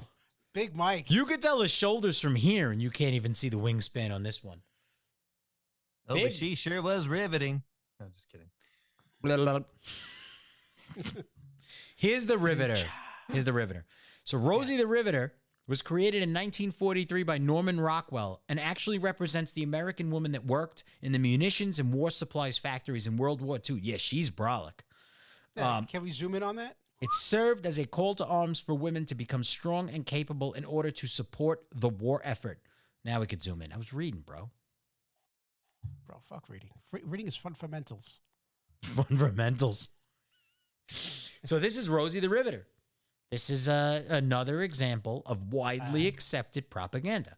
That's the You know, funny thing I about got- propaganda is you don't need to know how to read to kind of get a sense of what the propaganda is pushing. Oh no, not at all. Right. It's visual. Imagery is key, Mm-hmm. Mhm. right? People read with their eyes. Like, yes, words, but images. Now she would give Big Mike a run for her money. Yes. Yes, Mike ain't so big next to Rosie. Rosie's big. No, But no. then again, these women were like hauling around artillery and Yeah. and weapons. That's heavy shit. So I would imagine she's getting pretty big. Here's Chinese Rosie the Riveter. This poster is similar to the American It's Rosie the for Riveter After price. and was created by Ning Hao. It shows women being asked to work in factories alongside men, but only partially empowering them. The main purpose of this poster was to increase the workforce in China. I apologize for laughing that it says only partially empowering them because we know about China. I mean, I know there's a lot of people that'll jump on this show and defend it. Go there and see for yourself. I don't know what to tell you. But yes, that's the Chinese Rosie the Riveter. So they did the same thing there. But I don't know what's so empowering about that. I mean, she's smiling. She's happy, right? She's got the thing on her Oh. head. It looks like she's got her the mask on, right? She's gonna weld. You know?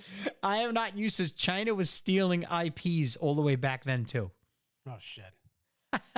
So if anybody doesn't know what IP stands for, it's not an internet address. IP stands for intellectual properties.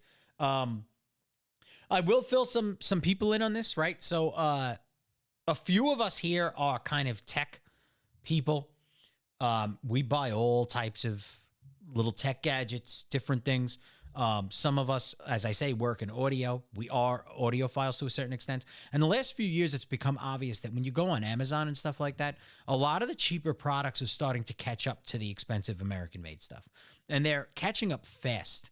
So something that ex-President Donald Trump had said a few times, he announced publicly that China was stealing a lot of intellectual property. So what that meant basically was that the American companies that were sending their actual their diagrams and blueprints for their products so that they could be produced in China, China was taking those, stealing them, going to other factories, building the same exact thing, and then reselling back to our market at like a third of the price. So I'm not going to be an advertisement for that. I'll just say that there are headphones out there. There are electronics in general on Amazon that are just as good as some of the electronics that are about 4 or 5 times the price. That's not an exaggeration. Yeah. We own and use a few of those products. I don't really feel good about it, but They've done that for years, even with some companies that pose as American companies, and they outsource to China. They cut out the middleman. They take the sample from the middleman, like say a Amish person made this really cool piece of art all out of wood. They would take the sample that that person gave them, and then the company would take it, outsource it to China, have them make tons of duplicates, and basically cut that person out and make all the profit. But I would have to say that before anybody turns around and says, hey, you know, you guys are hypocrites on the show, I'd like Chris to show his recent receipt for the last piece of electronic that he bought for the non-propaganda his good friend gave him into what he should purchase. I'm not putting a receipt. Well, first of all, it's German made, but I will say, you went with the Nazis. Listen, I did buy a DAC for my stereo system 2 years ago, and it is Chinese made, and it is super high quality. It was cheap in the sense that DACs that cost a hell of a lot more, this thing competes with. It was like this DAC was like $700 or $800, and it still sounds like a $3,000 DAC. So, yeah, even the headphones that we were talking about. I know a ton of people in some of the places that I work that are using these for onstage monitoring, and these in-ears sound just as good as $1,000 ones almost. Yeah. I mean, there's a slight difference. You can hear it, but for the amount of money, pound for pound, what you're paying for it, Right. man, like years ago we didn't have that. Remember the waffle headphones? They used to come with the Walkman, that junk. Yep. These things now, you buy headphones for like $50. They're much, much better than they used to be. They have to be. The competition is that good. Yeah, but the American companies, unfortunately, are still charging $600, $700 for pretty much the equivalent. But again, So what they're claiming is, so like the American companies, I kind of get it and I kind of don't. They're claiming that like everything is hand built. You're getting like American quality, and it's kind of like, all right, we'll put well, listen, we'll see. some Some things I will agree, and some things I don't. there's 2 or 3 things that get involved with this very quickly. And I'll just throw these out there very, very quickly. I understand some people are going to disagree with me on some of this, but I mean, you got to show evidence. You got to show proof, please. If you're going to debate me, bring something up. But I'm going to say that, one, it has to do with the intellectual properties, right? If there were to be protections with that, and there are protections for intellectual properties in China, that when there is a business dealing and we have these companies sending things out, that there's actually trust that they're not going to steal them, they're not going to copy, they're not going to, that would be one part of it. 2, I was listening to a few people talk about this the other day, and this has to do with immigration, right? So the more people we let in, the more people are willing to work for lower wages, right? These companies, if they had nobody to choose from, might actually raise their wages. Now, at the same time, most modern Americans that are being raised in middle-class houses, where they've just witnessed their parents work a pretty nice, white-collar job, many cases, you're able to see people make exorbitant amount of money without getting their hands dirty, without actually destroying your body in the process before you retire. So it's hard for a lot of us that have gotten used to life in America to want to work dirty jobs, want to work lower paying jobs. It's hard to do that. So Americans have gotten lazier. They want a lot more money per hour for their work. But with no control over immigration, these lower paying jobs do not have to raise the pay because there's somebody to fill that void. Okay? I'm just going to make that point, because I understand people are going to disagree with me on that. But that is one downside of having borders as open as ours are. I don't know what you guys think about that, but there are a lot of things that affect what's happening in this market. It is great that there are products that are available at that price. I mean, you can argue that a lot of things cost more than they should. Sometimes maybe they should cost what they do, because maybe people don't have a necessity to have 900 computers. They don't have a necessity to have 900 headphones. If you're not in a position to own that many, then why? Like maybe we've also become such a culture of consumerism. I'm fucking phrasing this wrong, but maybe we've just become so devoured by consumerism that we think that by having more is better. And then we True. don't master anything. What do you guys think? I threw about 9 I things at actually you at just once. watched a small documentary on a guy. Basically, he's like a hermit, if you will. Mhm. It was like 30 minutes long. A friend shared it with me, and he's literally lived out in the woods, building huts out of scraps and whatnot, and renting the land for 2 acres for about $100 a year. And everything he gets is repurposed. And he dug out and had electric lines put, and basically lives in what looks like something from like little people would live in, like dwarfs, like a dwarf Mhm. colony. And it's all outdoors. And he's even lived in tents and things like that. He basically pointed out all the stuff that people thought that they needed to survive. He found simplicity was best. Mhm. And he didn't need to make much money to sustain his life. Well, I mean, if you look at it from the most basic of viewpoints, right? They used to say that Albert Einstein, and I follow part of this. I'm not going to say I came to the same conclusion because I'm on the same level of intelligence. I'll just say that he used to own X amount of the same pair of pants and X amount of the same shirt because he didn't want to waste brain power in the morning trying to think of what he was going to wear because he had more important things to think about. That was basically what he said. And I also kind of do that as well. I own only X amount of shirts that I actually wear. I only own like 3-4 pairs of pants at a time. I do 2 washes a week. Same. Very basic. I wake up, I put my pants on, I put a shirt on, I'm out. I don't want to think about it. I don't want to have to think about it. And another example, I mean, I do, since I did admit what industry I work in, I have numerous pairs of headphones. I have them all over the house, right? But I can only use one at a time. So really, realistically, I think to myself sometimes, hey, I only use one in spurts. Like if anybody actually watches or notices, I'll turn my head. I've been wearing these for pretty much the last 4 episodes. I had a different set before that for maybe like 5 episodes. So I usually only use one at a time, really. Do I really need as many as I have? It makes you think about these Well, people who you know buy what I these mean? giant mansions. I mean, what's the point if it's just them and one other person, or even just a family of 4 to have a giant mansion and all these extra vehicles? It's pointless. Yeah. So Well, I mean, you- how much if of it are you you going to can do use? it, so that's like, okay, I one thing that I really do like are watches, right? And let's be honest here, right? A smartwatch, an Apple Watch, is the most accurate time telling device you can possibly own, and you could get those for 200 Yeah, bucks. hooked Right? to the If you get, like, internet. the 3rd gen, Through your phone. right? It's never going to be Right, wrong. and it's never going to be wrong. However, you can spend, if you want a Patek Philippe, you could spend 500 grand on a mechanical watch that might be off a couple of seconds a day, right? But that's what some people really like, the mechanics that go into that kind of a watch, right? Okay, so buy one of them. Why do you need Well, 50?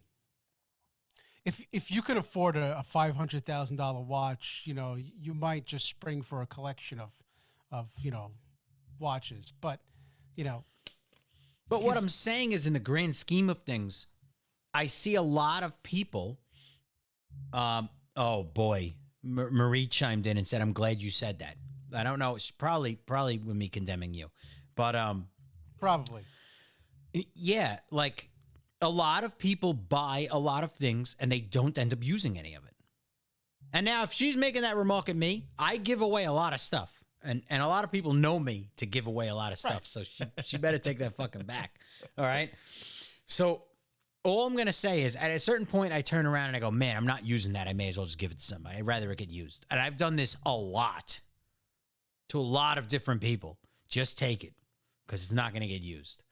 But I see a lot of people who have collections of a lot of things that, do you need to get that much? And I understand the addiction to it. I've gotten into certain things where I'm like, oh, I want another one. I want another one. I want another one. And then I end up catching myself and I slow down. And I'm like, all right, that went a little quick. But I think the culture has cultivated a sense of more is better. I see a lot of people that have a lot more things than they utilize. Well, I also think that, again, I'm going to blame this on social media. You can you can see like what all these famous people have, and people want to emulate that. They have the money to have that stuff, right?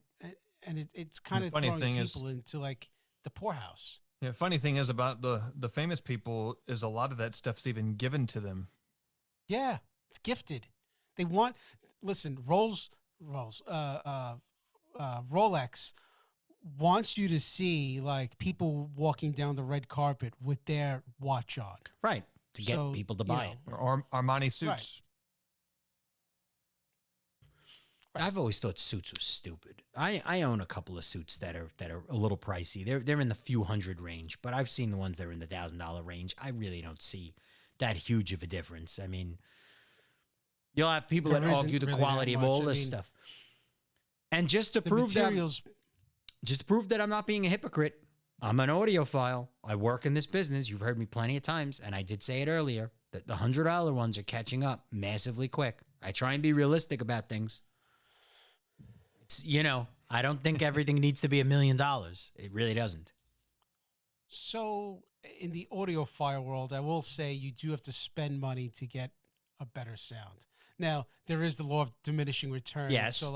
So like if you spend, let's say you spend $1,000 on a pair of loudspeakers, right? Are $5,000 speakers 5 times better?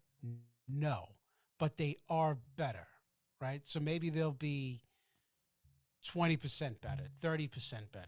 Now Right, equate but that to suits and explain to me like a $500,000 Italian suit. so you're talking about thread count, material, the stitching, and usually if you're spending a lot of money on a suit, it's a custom suit to you, like it's being bespoke.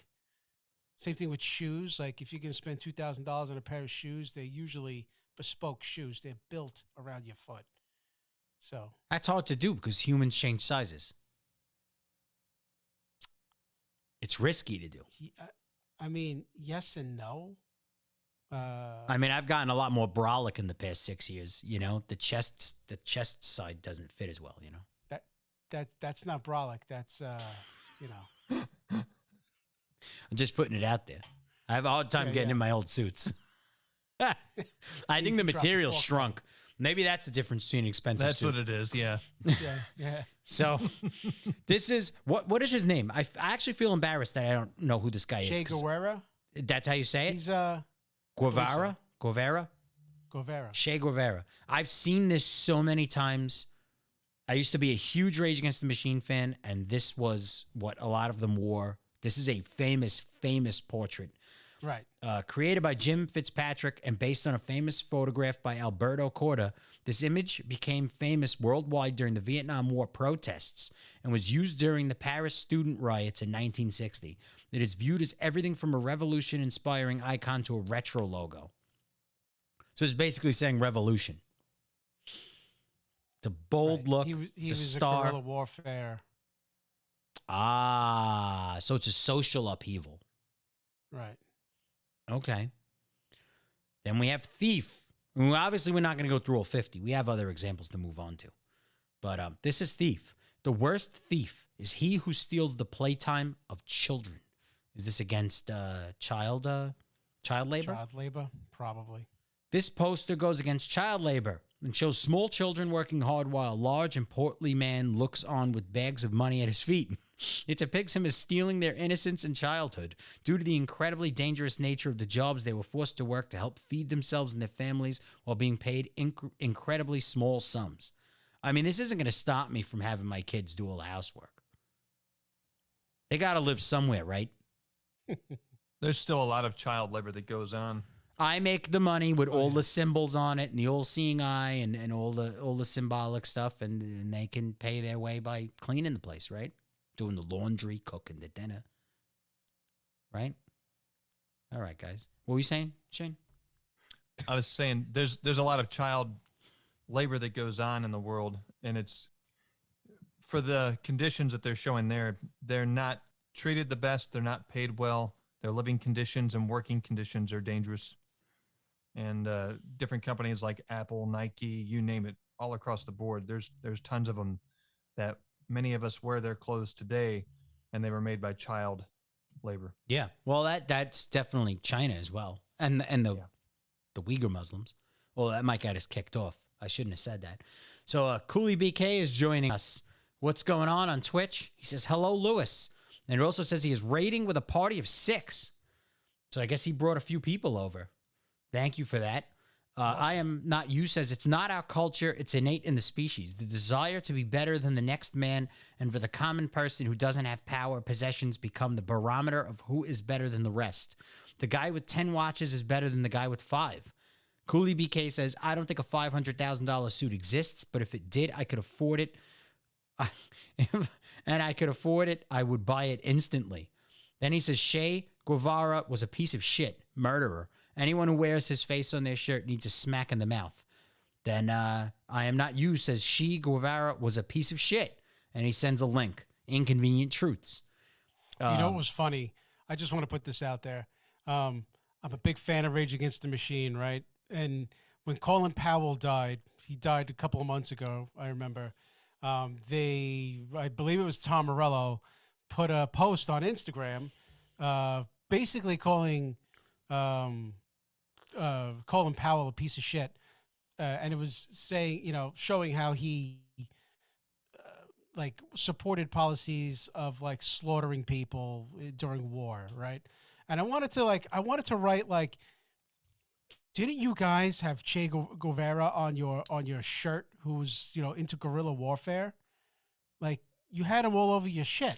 So how can you complain about Colin Powell when you're supporting him? It's a bit hypocritical. Well, you want to talk about that being hypocritical? The name of the band is Rage Against the Machine. The machine is the government. Now they back the Democratic Party. Right. They should be called Shills with the Machine. Yeah. That's fucking so bad. Shills with the Machine should be their name. And I used to be a gigantic fan of them. I still respect their playing. I think they're excellent. Their message is gone. Oh, it's fucking completely gone. It's bought over. Right. I feel the same thing about Neil Young. So, you want to get into that fucking piece of shit? Yeah. Keep on fucking banning in the free world, right? That was a great song. Funny thing is, he actually slipped back into Spotify, even though he made that big ordeal that he was withdrawing. Yeah, it was it was a maneuver. He did get back into Spotify? Uh-huh. What a piece of shit. So Cooley BK says, so you're not against paying them incredibly small stums. You want to pay them nothing. LOL. Good God, why? They are fucking awful. Tom Morello is a CUNT. And then I am not you says Tom Morello is a piece of shit, as is Zach De La Roca.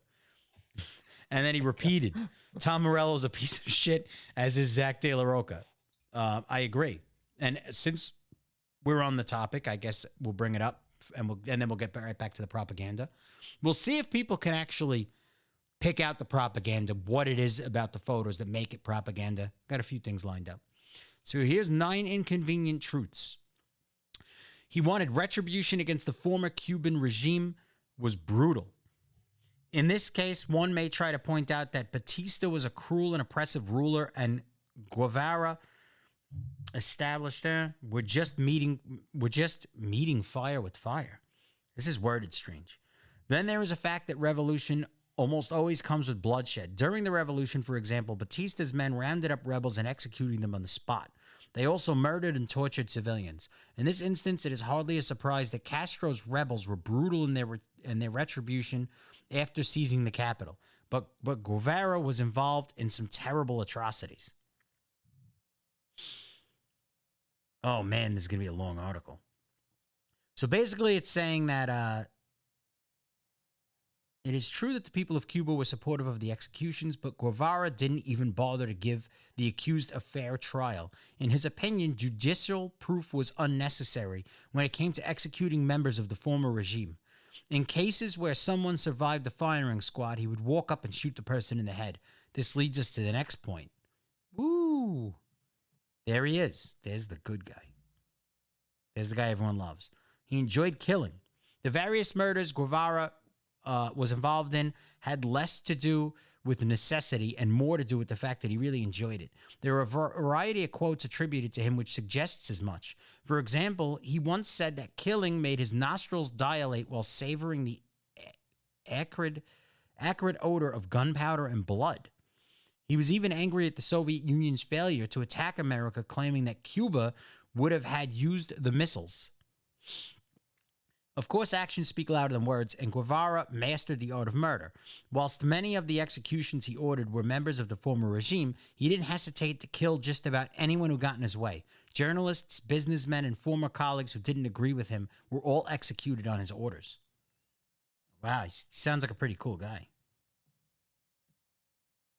Let's see, it says that he killed his colleague here? Arenas also spoke of how his colleague, Roberto Padilla, had his spirit crushed in La Cabana. For 30 days, Padilla was locked in a prison, beaten and tortured until he branded himself a traitor and renounced all of his previous work, which was critical of the regime. The exact number of people executed on Xi's orders is unknown, but is probably in the thousands. As I mentioned at the previous point, Guevara often shot victims himself, so we also have no idea how many other people he murdered during his time on Earth. It is likely that he killed well over 100 people himself, not because they were enemies of the state, but because he wanted to and he enjoyed doing it. He wasn't a guerrilla mastermind. Now let's just fly through this pretty long article. We could put it it's in the Twitch comments if anyone wants to click it. I am not you has it. We'll just go for the short run here. He helped ruin Cuba's economy. I could see that. But I mean, then again, if you're under a tyranny. He didn't have a medical degree. One of the famous stories surrounding Xi is the fact that he initially traveled with Castro's Revolutionary Army as a medic. So he was part of Castro's army. So what was that? Oh, no, I said he didn't have a medical degree. Bill Gates. Well, he knows a lot about antiviruses. Yeah, he's good at Well, he knows it all about viruses. He was possibly a racist. So, yeah, I mean, it's bringing up a lot of things. It could potentially, saying, presumably, Citra was unaware of the guerrillas' homophobia and racism. He pointed out that America couldn't claim to be a democracy when there was discrimination against black people and because the Ku Klux Klan existed. So it says he was open about his contempt and hatred of capitalism in the United States in particular. I mean, I don't want to get into a discussion about capitalism, but I don't understand how that makes him a racist, though. He hated homosexuals. He was a notorious homophobe. He campaigned to have gay people placed in prison, and when they were interned, they were treated worse than the rest of the prisoners. According to one inmate, gays were treated like beasts, and they were the last to come out for meals. Well, that's kind of fucked up. If a gay prisoner committed even the slight infraction, he was beaten mercilessly. I mean, considering that a lot of it tends to be a lot of liberal people are the ones who wear his face. This would be a pretty egregious thing, right? So I would say that that's a pretty big point. He was an adulterer. I mean, most I don't want to say most people are, but I mean, that's an inconvenient truth, I guess, if you're a human. His death Especially was neither brave nor noble. If you're like a guy in power, usually they just fuck everything. Yeah, all of them. Yeah. Look at our presidents. Huh? Our presidents go fucking rampant in the White House. You look at all these people who get to the top of power, it's like they lose their mental capacity for good. And they all of a sudden get into these situations where they don't care who they hurt, murder, torture. I mean, that's all through, even back through religion. If people wouldn't convert to this side or that, they would even impale them in such a way that they would shove it up inside them, out their spine, so it would cause them a slow, gruesome death. I even knew one story that they would take a man, they would strip him down, they would put him between two boats and have his arms and legs stick out, and basically have it so his mouth was at the top, facing up rather, and pretty much they would put in insects and stuff like that, and then they would feed him nonstop, so he would keep on messing himself inside the two boats until eventually those insects over a number of weeks would eat him alive. Jesus. There's a lot of brutal, torturous things that have been done. But usually by evil tyrants that try to make you think through propaganda that they are the good ones. Isn't that, I mean, the next evolution of man is probably like, AI, robots, Mm-hmm. and hopefully through AI and learning from our atrocities, they are better than what we are. Hey guys, keep that discussion going. Just give me one moment. Sure. No. Where you going? Yeah, I know with the AI, like you mentioned, I mean, it seems as though they keep on going through and even creating more robots to even take over restaurants, like flipping burgers to get rid of jobs that way. And then, of course, increasing them in factories. I think eventually they'd like it so that every checkout at every grocery store, every restaurant, every place you go to is going to be automated. Same with your cars. That's why they want to push so much for electric, because then if you speak out of line, they can lock you down from being transported anywhere. I know, but I totally do get that. However, I feel like human beings are too stupid to drive vehicles. Like, I don't know how. Well, Nashville. All right, Arizona was definitely worse than Nashville, but New York City, the amount of fucking stupidity on the roads. I can't wait till all the cars are mandatorily autonomous, because maybe I could get to the other side in Brooklyn in less than 20 minutes. You So, don't think they'll come up with teleportation by then? Well, have you ever watched The Fly? Yeah. I wouldn't get in one of those when they're still in beta. Ooh. Everything they release nowadays is still in beta. I wouldn't trust that shit. well, if you Google, yeah. Um, yeah, I mean, listen. I'm a huge Star. Like I said in the last episode, I was a huge Star Trek, Star Wars fan, but I'm equally a Star Trek fan. And yes, but what's crazy about getting into a teleporter device is the fact that you die every time you get into one, and you're recreated on the other side. But are we sure that that's how it would work if we created one? I mean, that was the theory in Star Trek. So That's because they don't want you wanting to use it so they could use it. They're like, yeah, this thing, every time you take it, your peen loses 1 inch. Meanwhile, theirs is getting bigger and they're deep port fucking teleporting everywhere. They just scare you from using it. What if they told you you'd lose like 50 centimeters every time you got in it? Would you ever want to teleport anywhere? that's a lot, 50 centimeters. You would be nothing. Think about that. Like, humans are stupid. Like, I'm making a stupid joke, but they're really fucking stupid. So, who knows? Maybe. Well, I'm just saying, according to Star Trek, every time you stepped into one, you died and you were recreated on the other side. So, very quickly, I am not, you said correction, Shane. The people who get in power never had morals. That's how they got where they are. So he's That's a good saying point. they That's a never good ever had point. it. Oh, and Casatelli says TNG, the next generation, is the shit, and he's absolutely right. Yeah, and Kevin's laughing at you saying Brooklyn in 20 minutes. Well, so I'm saying if there was autonomous driving, and you didn't have fucking dickwads behind the fucking wheel.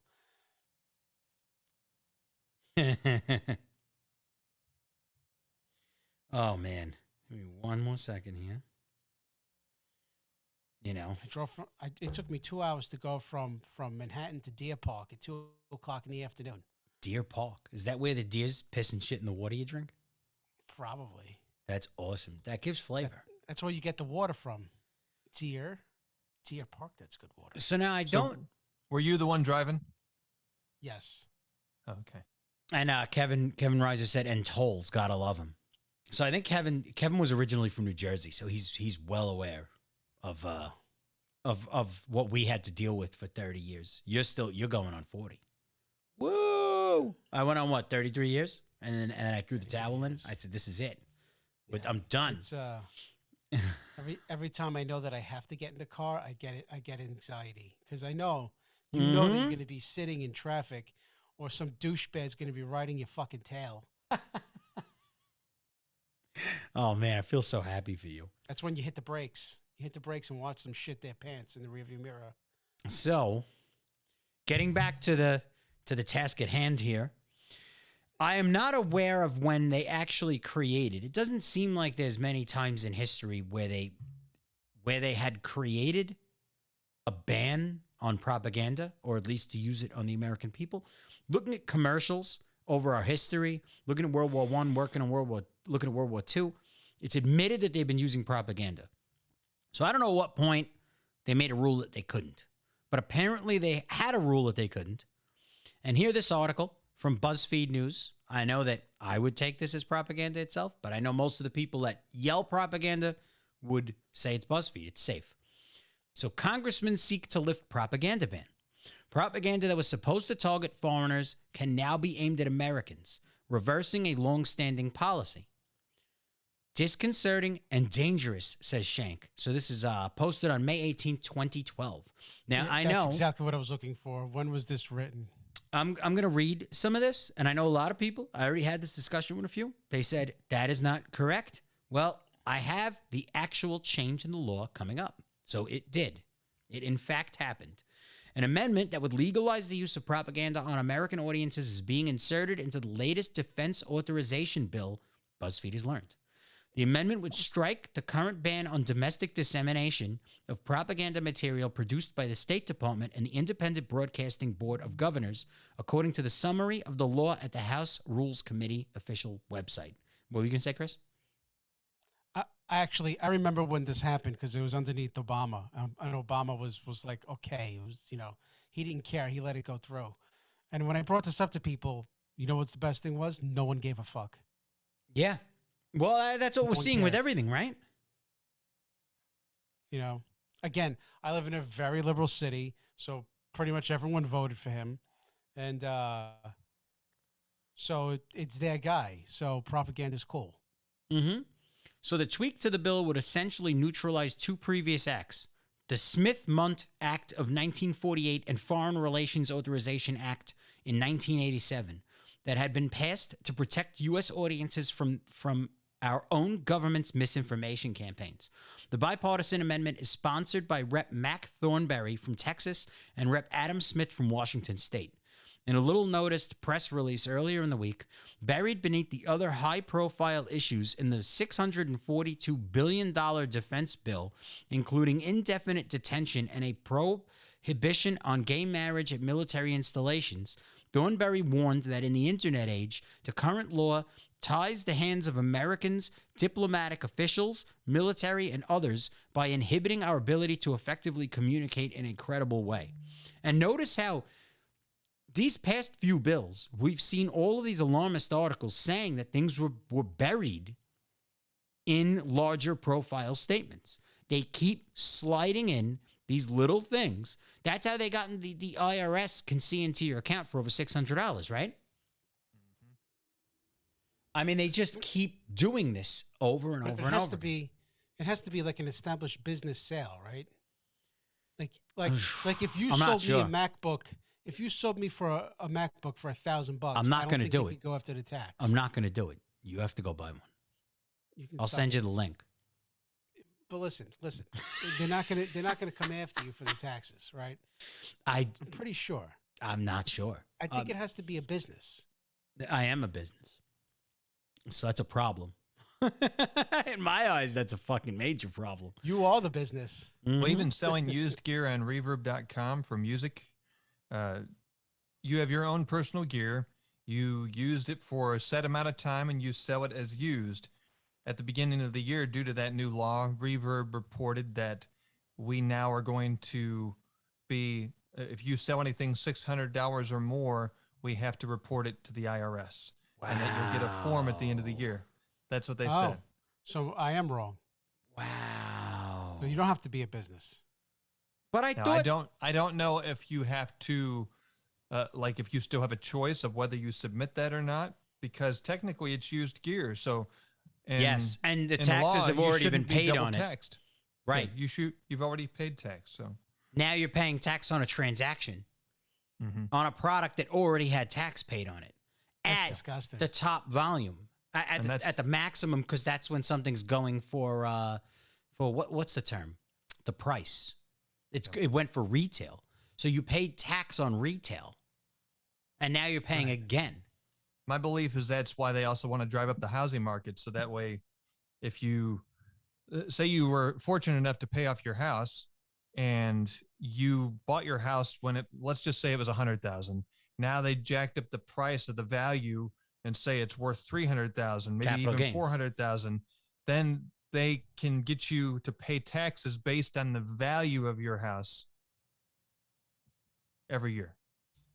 Yeah, that's crazy. And Right. we were talking about just to throw in really quick there, Chris. We were talking about how much they're charging for houses in the area that you live in.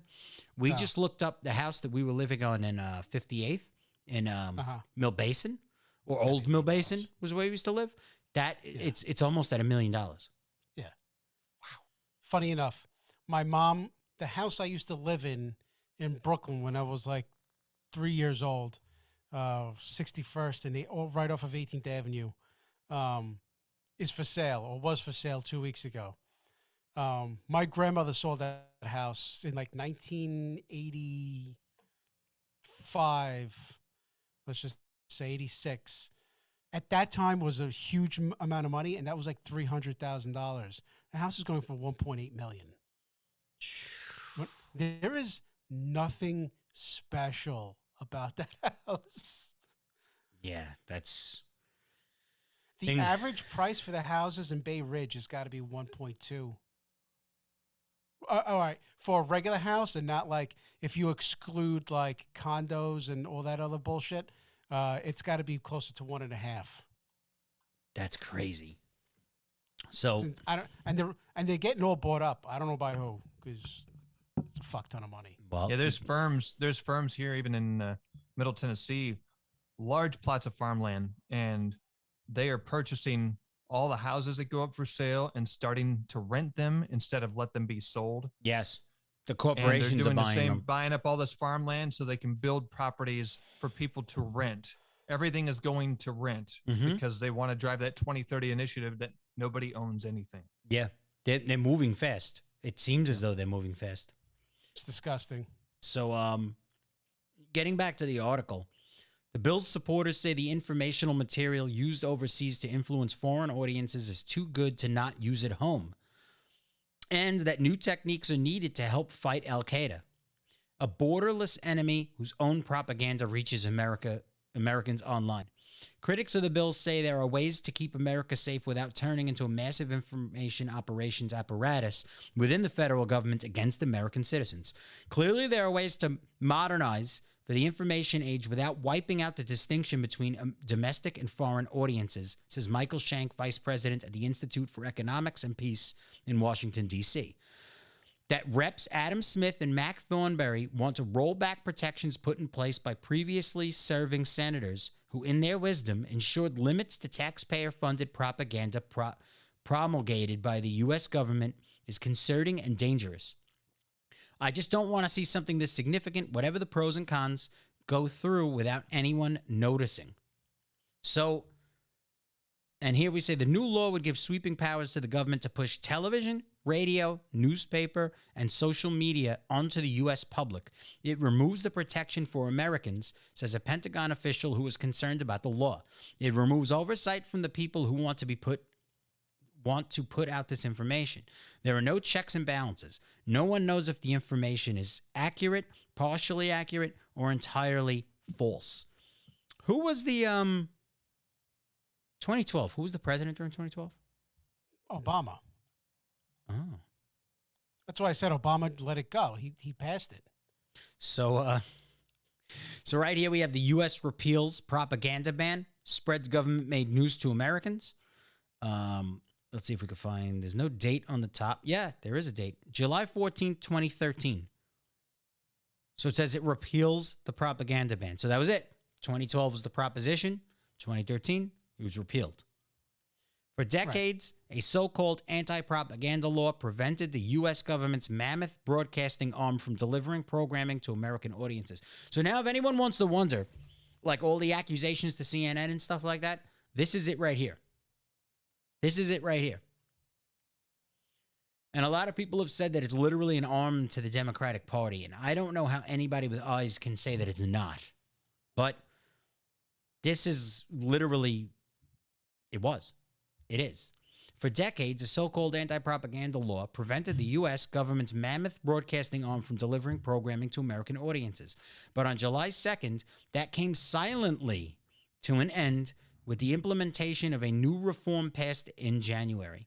The result, an unleashing of thousands of hours per week of government-funded radio and TV programs for domestic U.S. consumption in a reform initially criticized as a green light for U.S. domestic propaganda efforts. So what just happened? Until this month, a vast ocean of U.S. programming produced by the Broadcasting Board of Governors, such as the Voice of America, Radio Free Europe, Radio Liberty, and the Middle East Broadcasting Networks, can only be viewed or listened to at broadcast quality in foreign countries. The programming varies in tone and quality, but its breadth is vast. It's viewed in more than 100 countries in 61 languages. The topics covered include human rights abuses in Iran, self-immolation in Tibet, human trafficking across Asia, and on-the-ground reporting in Egypt and Iraq. The restriction of these broadcasts was due to the Smith-Mundt Act, a long-standing piece of legislation that had been amended numerous times over the years, perhaps more consequently by Arkansas Senator J. William Fulbright. In the 1970s, Fulbright was no friend of VOA and Radio Free Europe and moved to restrict them from domestic distribution, saying they should be given the opportunity to take their rightful place in the graveyard of Cold War relics. Fulbright's amendment to Smith-Mundt was bolstered in 1985 by Nebraska Senator Edward Zorinsky, who argued that such propaganda should be kept out of America as to distinguish the U.S. from the Soviet Union, where domestic propaganda is a principal government activity. Zorinsky and Fulbright sold... Whoa, what happened right there? Zorinsky and Fulbright sold their amendments on sensible rhetoric. American taxpayers shouldn't be funding propaganda for American audiences. So did Congress just tear down the American public's last defense against domestic propaganda? BBG spokesperson Lynn Weil insists BBG is not a propaganda outlet and its flagship services such as VOA present fair and accurate news. They don't shy away from stories that don't shed the best light on the United States. Our journalists provide what many people cannot get locally: uncensored news, responsible discussion, and open debate. So here's the thing. So now this article's kind of stating that it's like one or two different stations, right? It's making it sound like it's very specific stuff that wasn't allowed to be released here. But I'm going to find it right now. From that little brief paragraph, it sounded like it was about controlling the narrative. Mm-hmm. So we're going to come to congress.gov. And right here, we got H.R. 5736, the Smith-Mundt Modernization Act of 2012. So, the Smith-Mundt Modernization Act of 2012 amends the United States Information and Educational Exchange Act of 1948 to authorize the Secretary of State and the Broadcasting Board of Governors to provide for the preparation and dissemination of information intended for foreign audiences abroad about the United States, including about its people, its history, and the federal government's policies through press, publications, radio, motion pictures, the internet, and other information media, including social media, and through information centers and instructors. Under current law, such authority is restricted to information disseminated abroad, with a limited domestic exception. It authorizes the Secretary and the Board to make available in the United States motion pictures, films, video, audio, and other materials prepared for dissemination abroad or disseminated abroad pursuant to such act, the United States International Broadcasting Act of 1994, the Radio Broadcasting to Cuba Act, and the Television Broadcasting to Cuba Act. So right there, even though the last article kind of highlighted specific stations that I guess that maybe they were brought up as examples, but the article kind of framed it like those stations would be allowed. This right here is telling you that it's authorizing the board to make available in the United States all of the above motion pictures, films, video, audio, and other materials prepared for dissemination abroad. So it is not restricted to those three examples. It is across the board. Then it says amends the Foreign Relations Authorization Act, fiscal years 1986 and 1987, to prohibit funds for the Department of State or the board from being used to influence public opinion or propagandizing in the United States.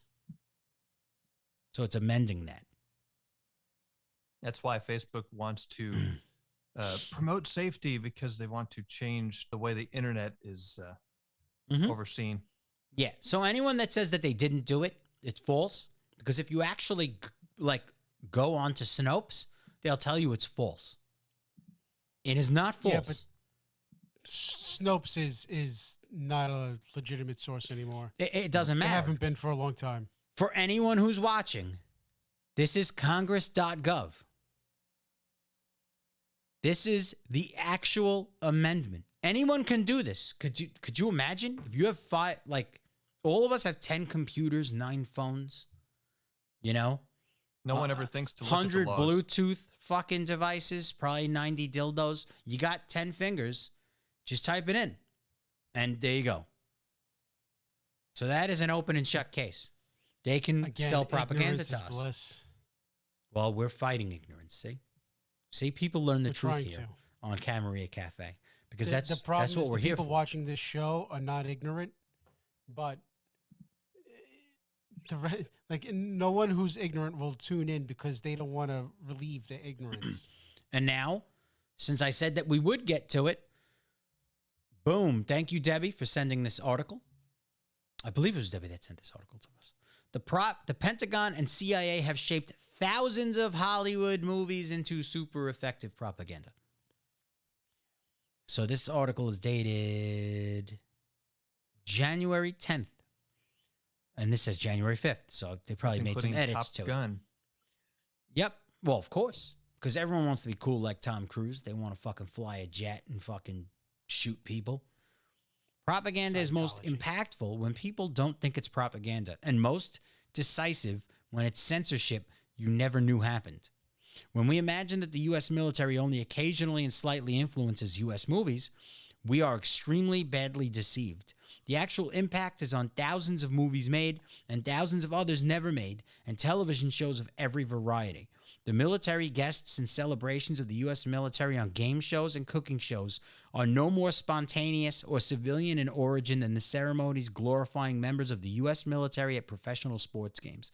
Ceremonies that have been paid for and choreographed by U.S. tax dollars and the U.S. military. The entertainment content carefully shaped by the entertainment offices of the Pentagon and the CIA doesn't just insidiously prepare people to react differently to news about war and peace in the world. To a huge extent, it substitutes a different reality for people who learn very little actual news about the world at all. So, I guess this is pushing a film, Theaters of War. The film is called Theaters of War, How the Pentagon and CIA Took Hollywood, it's claiming. So this is going to claim that they took it, which, you know what? I don't doubt it. I don't doubt it at all. Because especially if you're really, really big into sci-fi, they always list government people at the end as being tipped off for, let's say, the physics or the realism of the spacecrafts, how they think they're developing them. Like, all of them have had the military involved.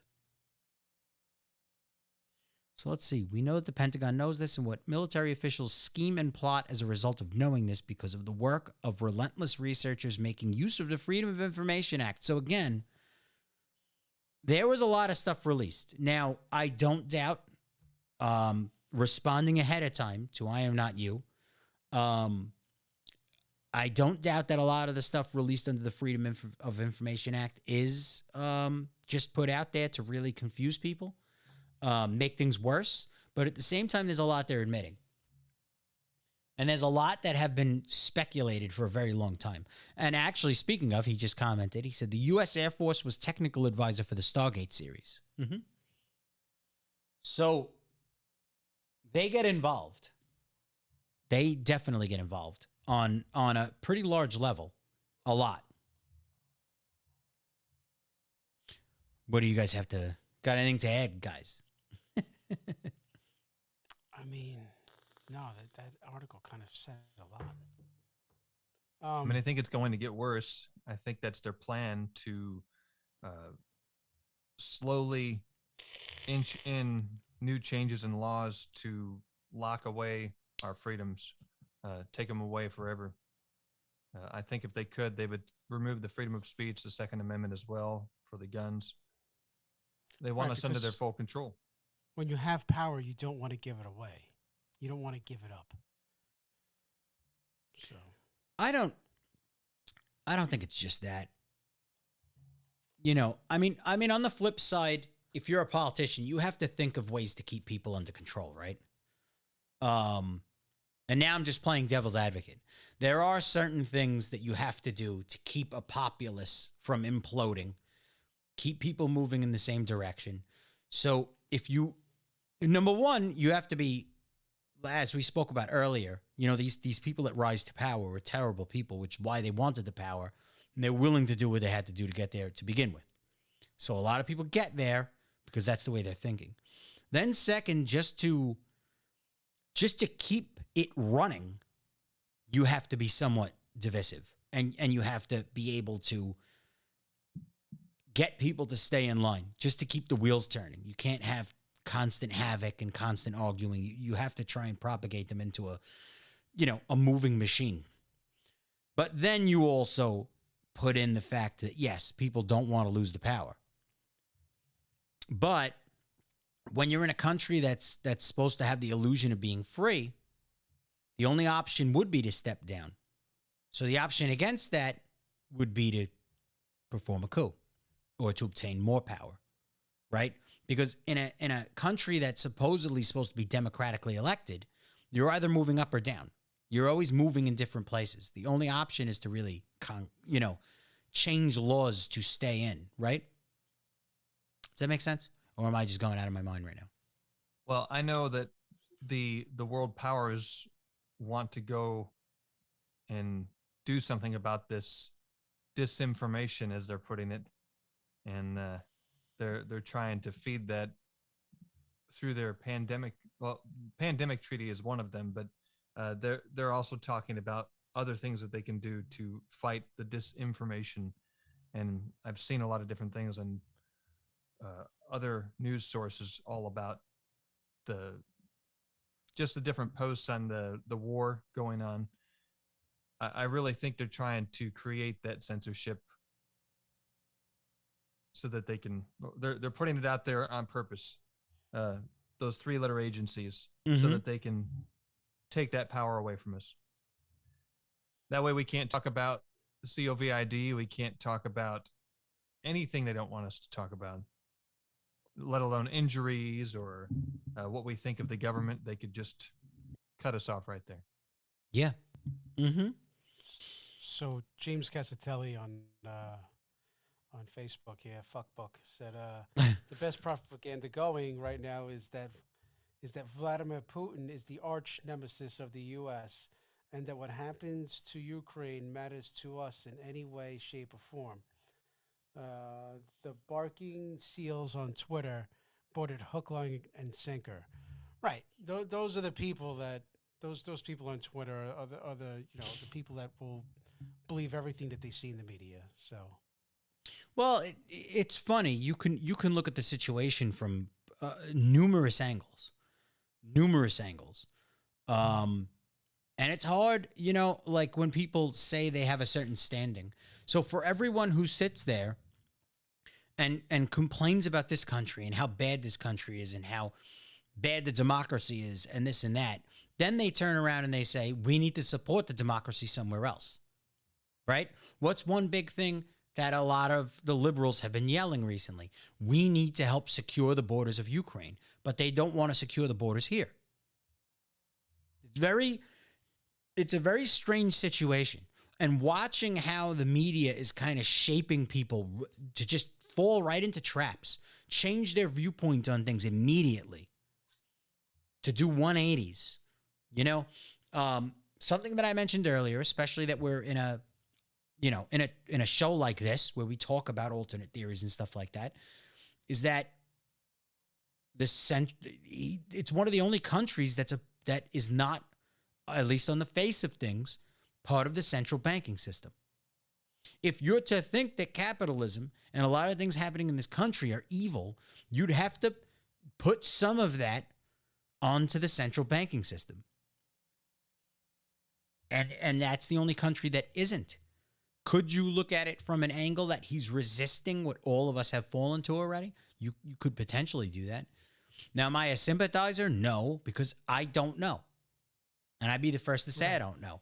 We have this show, but I haven't gone on Twitter and put out a hot take on things, or because you know what? At the end of the day, we can discuss plenty of these. Hopefully, this doesn't turn into World War III or do something that destroys our own home.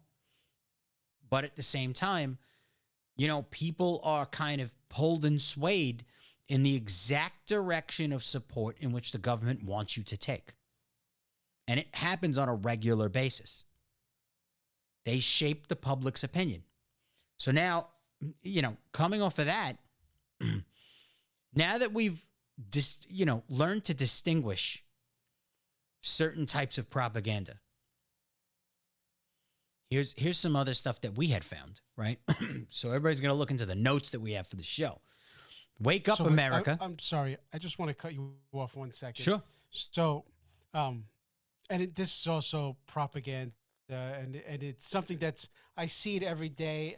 Actually, I think they recently changed the advertisement, but for the last 6 months, walking to work, I think it's Capital One Bank. They had up a sign, and it was all on like the light poles going down the block, and it was like Capital One Bank, 20 years we'll never forget. And of course, it was like the twin towers in the on it in the background, and just thinking like, are they actually saying something about the twin towers in that day, or are they trying to say that Capital One Bank is always here and will stand by you, and the Trade Center is not right, like or whatever it is, like like a snarky joke, almost like a snarky joke, or like raising like a false flag, like they're here to represent you, like we're gonna be strong. And it's like,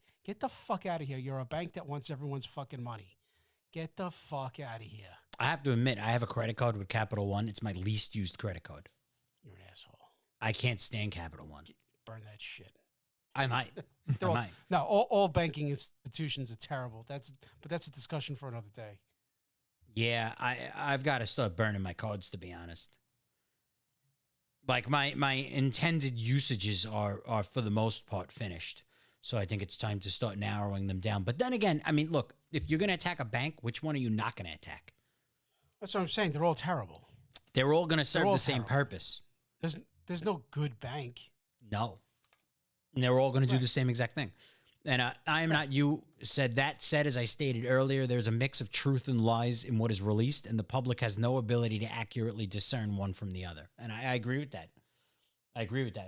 You really have to dig to kind of find the connections with a lot of this stuff. Most people aren't willing to do as much digging as we seem to do.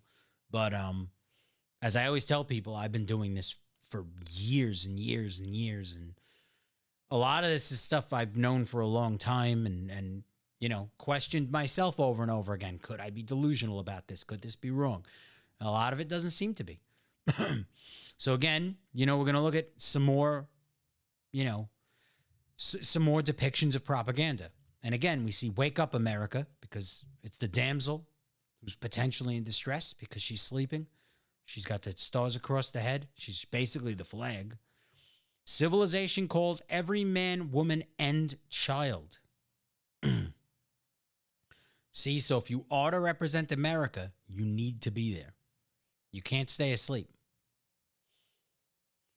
Then we have, Of Course I Can.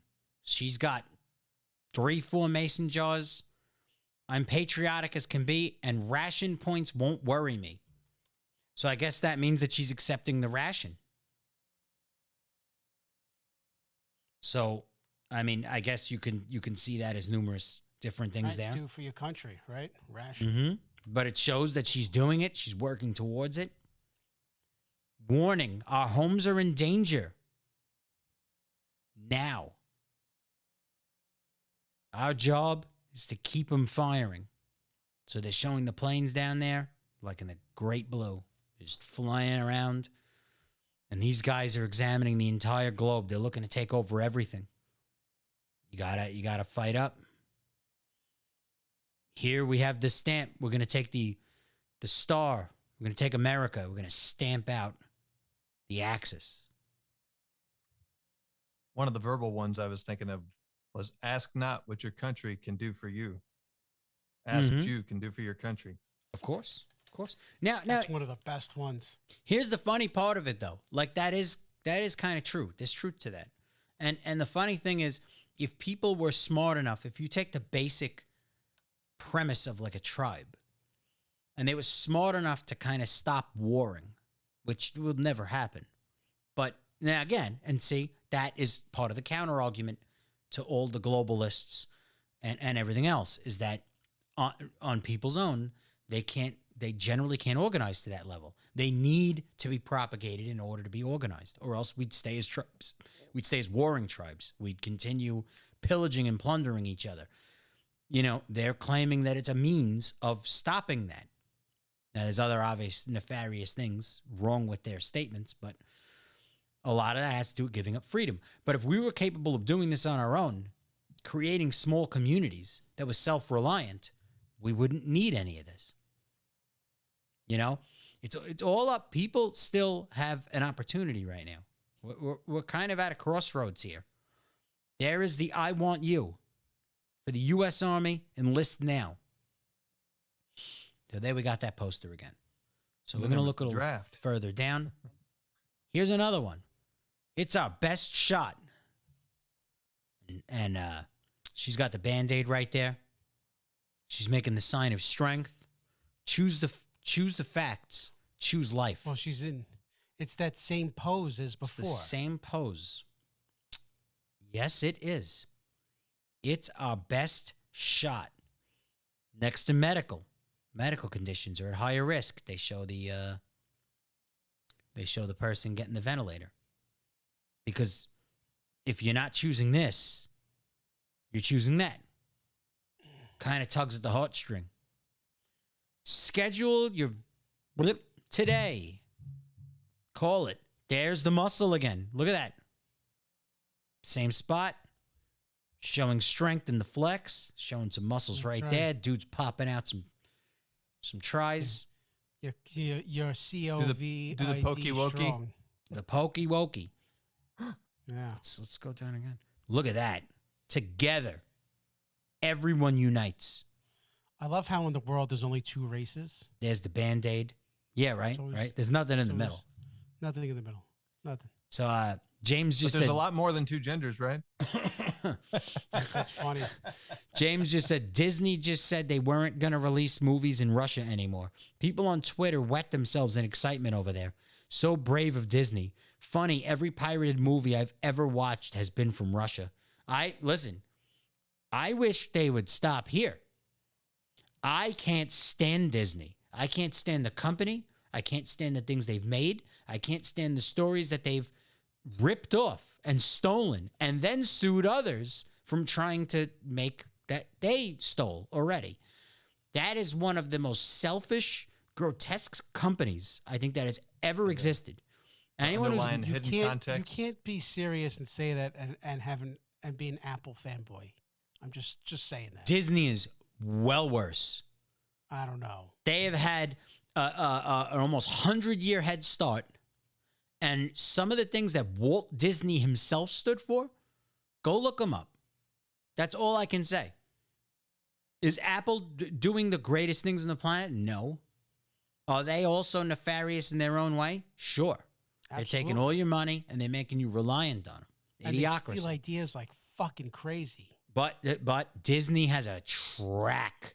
They steal the Record. idea, they hold the patent for a while, or whatever they do, and then they invent it. Now, What kind of shit is I that? agree. I agree with James. That's a present to Russia to take that shit out of there. That's a present. I can't stand Disney at all. And anyone who knows me when I was living in Orlando, oh, I fucking hate Disney. It is despicable. Anyways, let's move. Let's move on. How you doing, Chris? How you doing? Boom, there he is. He took a second for the embetterment of his country from pointing in your face to make that muscle and get that Band-Aid put on because he got poked. He got He the poke. saved your grandmother, you motherfucker. He Pokety, saved pokety, her. poke. What was that? Pokety pokety poke. You know what I'm saying? He wants to poke you. Let's end this. He did the hokey pokey. And then boom, we're getting retro here. Why not? If propaganda worked the first time, use it again. Damn. There she is. And help others as well get poked. So not just you. Help others do it. Let's end this. This is a plurality. This is all of us, Chris. All of us together. All the two colors. Everyone. Defend the country. Because we're up against an invisible enemy. You can see the Nazis and the communists and the other things staring at the globe. You saw how big Hitler got so he can watch you from afar. Now, Oh, he was almost at the firmament. he That's how big. he threw off his garb, stopped pointing at you, and he got the fucking eagle on his shoulder while he took the poke. See that? Look at that. Bold. Woo! Where'd this come from? All right. I didn't see that there, but I put those in there. thanks for dropping them in. That's changing the topic completely. So I I had, thought you'd like that. well, it's good. I guess some people got to see a peek of some things that we're working on coming up. That is I the do show wanna notes. say, when I was in Kansas City, Missouri, I went to the World War One, right, or the Great War Memorial Museum, and I do suggest that if you go, besides needing to go to Oklahoma Joe's, the gas station, and get the best barbecue in the world, Mhm. you have to go to the museum, the World War One museum, and check it out. They have a whole wall of those propaganda posters. It's towards the end, and it's fantastic. It's a great museum. It's fantastic. So Worth checking out. So now that we've been here for a while, so I want to give a shout out. We're being joined by Rhett Wallace. I just noticed this on YouTube. Sorry I hadn't noticed it earlier, man. So he says, facts. Putin is a member of the Global Economic Forum. Look it up. There's a list of banks not completely controlled, but yes, they're all a part of the bigger problems. And then he says, sick. Thank you for joining us, Rhett. We're happy to have you. Yes, we're going to be going over the Economic Forum. We'll be going over some Brett's a other good guy. guys too. Who'd you say? Rhett's a good guy. Good friend. Okay. Yeah. So thank you for coming in. Shane, thanks for spreading the word, bringing some people over. So very quickly, since we are kind of pushing the time limits here, and I know Chris is starting to sweat, we want to go over a very, very quick thing here. We got about 13 minutes, so I'm gonna try and condense some stuff, but I want to bring it to everybody's awareness, right? So we've established that the U.S. has changed amendments. They are politically allowed to sell propaganda to their own public. And even before it was banned, they were known to do it during World War I. They did it during World War II. They did it during the Cuban Missile Crisis.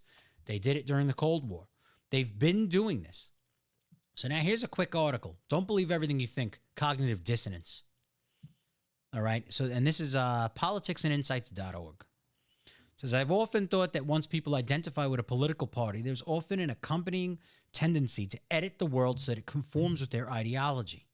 I suspect that exposure to more information about objective reality and politics quite often doesn't affect partisan bias because people tend to only assimilate those facts that confirm what they already believe. Perhaps this is why so many people become defensive, aggressive, incoherent, and dogmatic when challenged with evidence that contradicts their fundamental worldview. Now, you combine everything we've been talking about right now, everything contributed by I Am Not You on Twitch, how a lot of this information that they've been putting out has been peppered with truth, has been peppered with inaccuracies, have been peppered with lies. So now you have a whole public that's divided into two factions, and they are all insistent on whichever faction they're in is the accurate one. They're searching for things that only assimilate to their viewpoint. And again, I think we're hitting a crossroads here. So it says right here, President Lyndon Johnson once said, "It's a heck of a lot easier to throw grenades than to catch them." It's always a good idea to look at who's lobbying the explosives too, and to see if they are recycling their bombshells. So right here, he says, which I agree with, critical thinking is the foundation for intelligence, for making sound decisions, and for accommodating dissonant narratives within our own paradigm, and importantly, for understanding them. Knowledge isn't simply something arising from a closed fact-finding mission to confirm what we had already hold as a theory of the world, but rather it's about understanding the diverse views of others who are part of our world, after all, and who contribute to its rich, meaningful pluralism. So I don't know how much more of this article I'm going to have time to read. I'm going to put this up for everybody. And it says here, cognitive dissonance warfare is one weapon of choice. It isn't just the Tories that use this method. So he's going to go over in this article a lot of what I feel is happening to the public at this moment and what's happening to a lot of people. So I'm going to throw this in for everybody. And let's see, cognitive dissonance in communication, from TV ads to PR campaigns. So they're very aware that they're doing this. There were a number of articles. When I started searching this, there were a number of articles that have popped up. The media is very aware of these tactics. They use them all the time. Cognitive dissonance in advertising. So it says right here, most of the time cognitive dissonance seems like an internal battle. You believe one thing but act in opposition to that belief. Or you believe two contradictory things and are forced to reconcile the inconsistencies within your own mind. But there may be external forces such as advertising, marketing, or public relations responsible for creating the dissonance too. So this can explain why at this exact moment in time, every time we attempt to sit and debate somebody who's on the other side of the table, they refuse to hear the opposing opinion. Even if you throw facts at people, it's almost as though you're shattering their ego, that you're ruining their sense of self, because their sense of self is attached to the ideology they've adopted.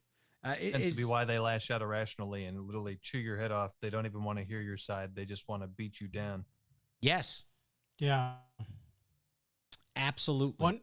One good example, I think, is smoking, right? So you can be a smoker and say, well, I smoke, but yet smoking is bad for you, and then rationalize, and then you could rationalize either or of those things. Well, I like smoking, or, but it relates to cognitive dissonance in that way. Mm-hmm. Yeah, it's just we are being barraged with so much conflicting information every day. And again, that caddies off of my opinion that I had just made about what's going on in the Ukraine, what's going on with Russia. Do I think that we did them a favor by taking Disney out? Yes, and whoever decided to do that is a tremendous asshole, because they should have done us a favor and taken it out of here and given them more Disney. That would have been warfare. Give them more Little Mermaid. Like Facebook. Pornhub already cut them off. Now give them the Little Mermaid. Huh. You didn't hear about Facebook that? threatened to get rid of, to cut their service from the EU, and I think two countries had already cut their ties with them, and were like, we're doing just great without Facebook. And so now Facebook is like trying to backtrack and get back in, but they should go fuck themselves. So yeah. I had heard about that, because this is all being weaponized against us, and then we don't even realize that we're hurting ourselves with it. Like nobody. Yeah, it's crippling culture. So. So this is another article. It's in Everyday Health. It's called Cognitive Dissonance in Communication, from TV ads to PR campaigns. I mean, it's widespread. And then this leads again, self-propaganda. I know I'm moving very quickly right now, just trying to condense some information for everybody. Give you some things to think about, look into. This is just like anything else. If you have an inkling that any of this information we're giving you has some truth or validity to it, nothing can reinforce it within yourself more than looking it up on your own and reading a lot of this on your own. Yes. The same way we've come to these terms. Self-propaganda is the way in which people convince themselves of something regardless of the evidence against it. They will go over their side of the argument without considering the alternate arguments. Chris Bonica will claim that Apple products are inferior when, in fact, he owns and uses inferior products and will argue against using the superior product. That is the Wikipedia definition Is that what of it says? self-propaganda. I'm glad I made it onto Wikipedia. He for something. self-propagates inaccuracies with devices because he himself refuses to claim, his righteous Apple products. Wait, I am using some Apple products. Self-propaganda is a form of propaganda and indoctrination performed by an individual or a group on oneself, almost like echo chambers. Lou, did you say something about a flat topic? Oh, you want to talk about flat things? There's a lot of flat things we could talk about. like Lou's pancake chest? That's not flat, bro. It's flappy that's pancakes is what it is. I got to do something about it, man. I got to start working out. I know the last time I saw you, your chest slipped from there to there. Oh, man.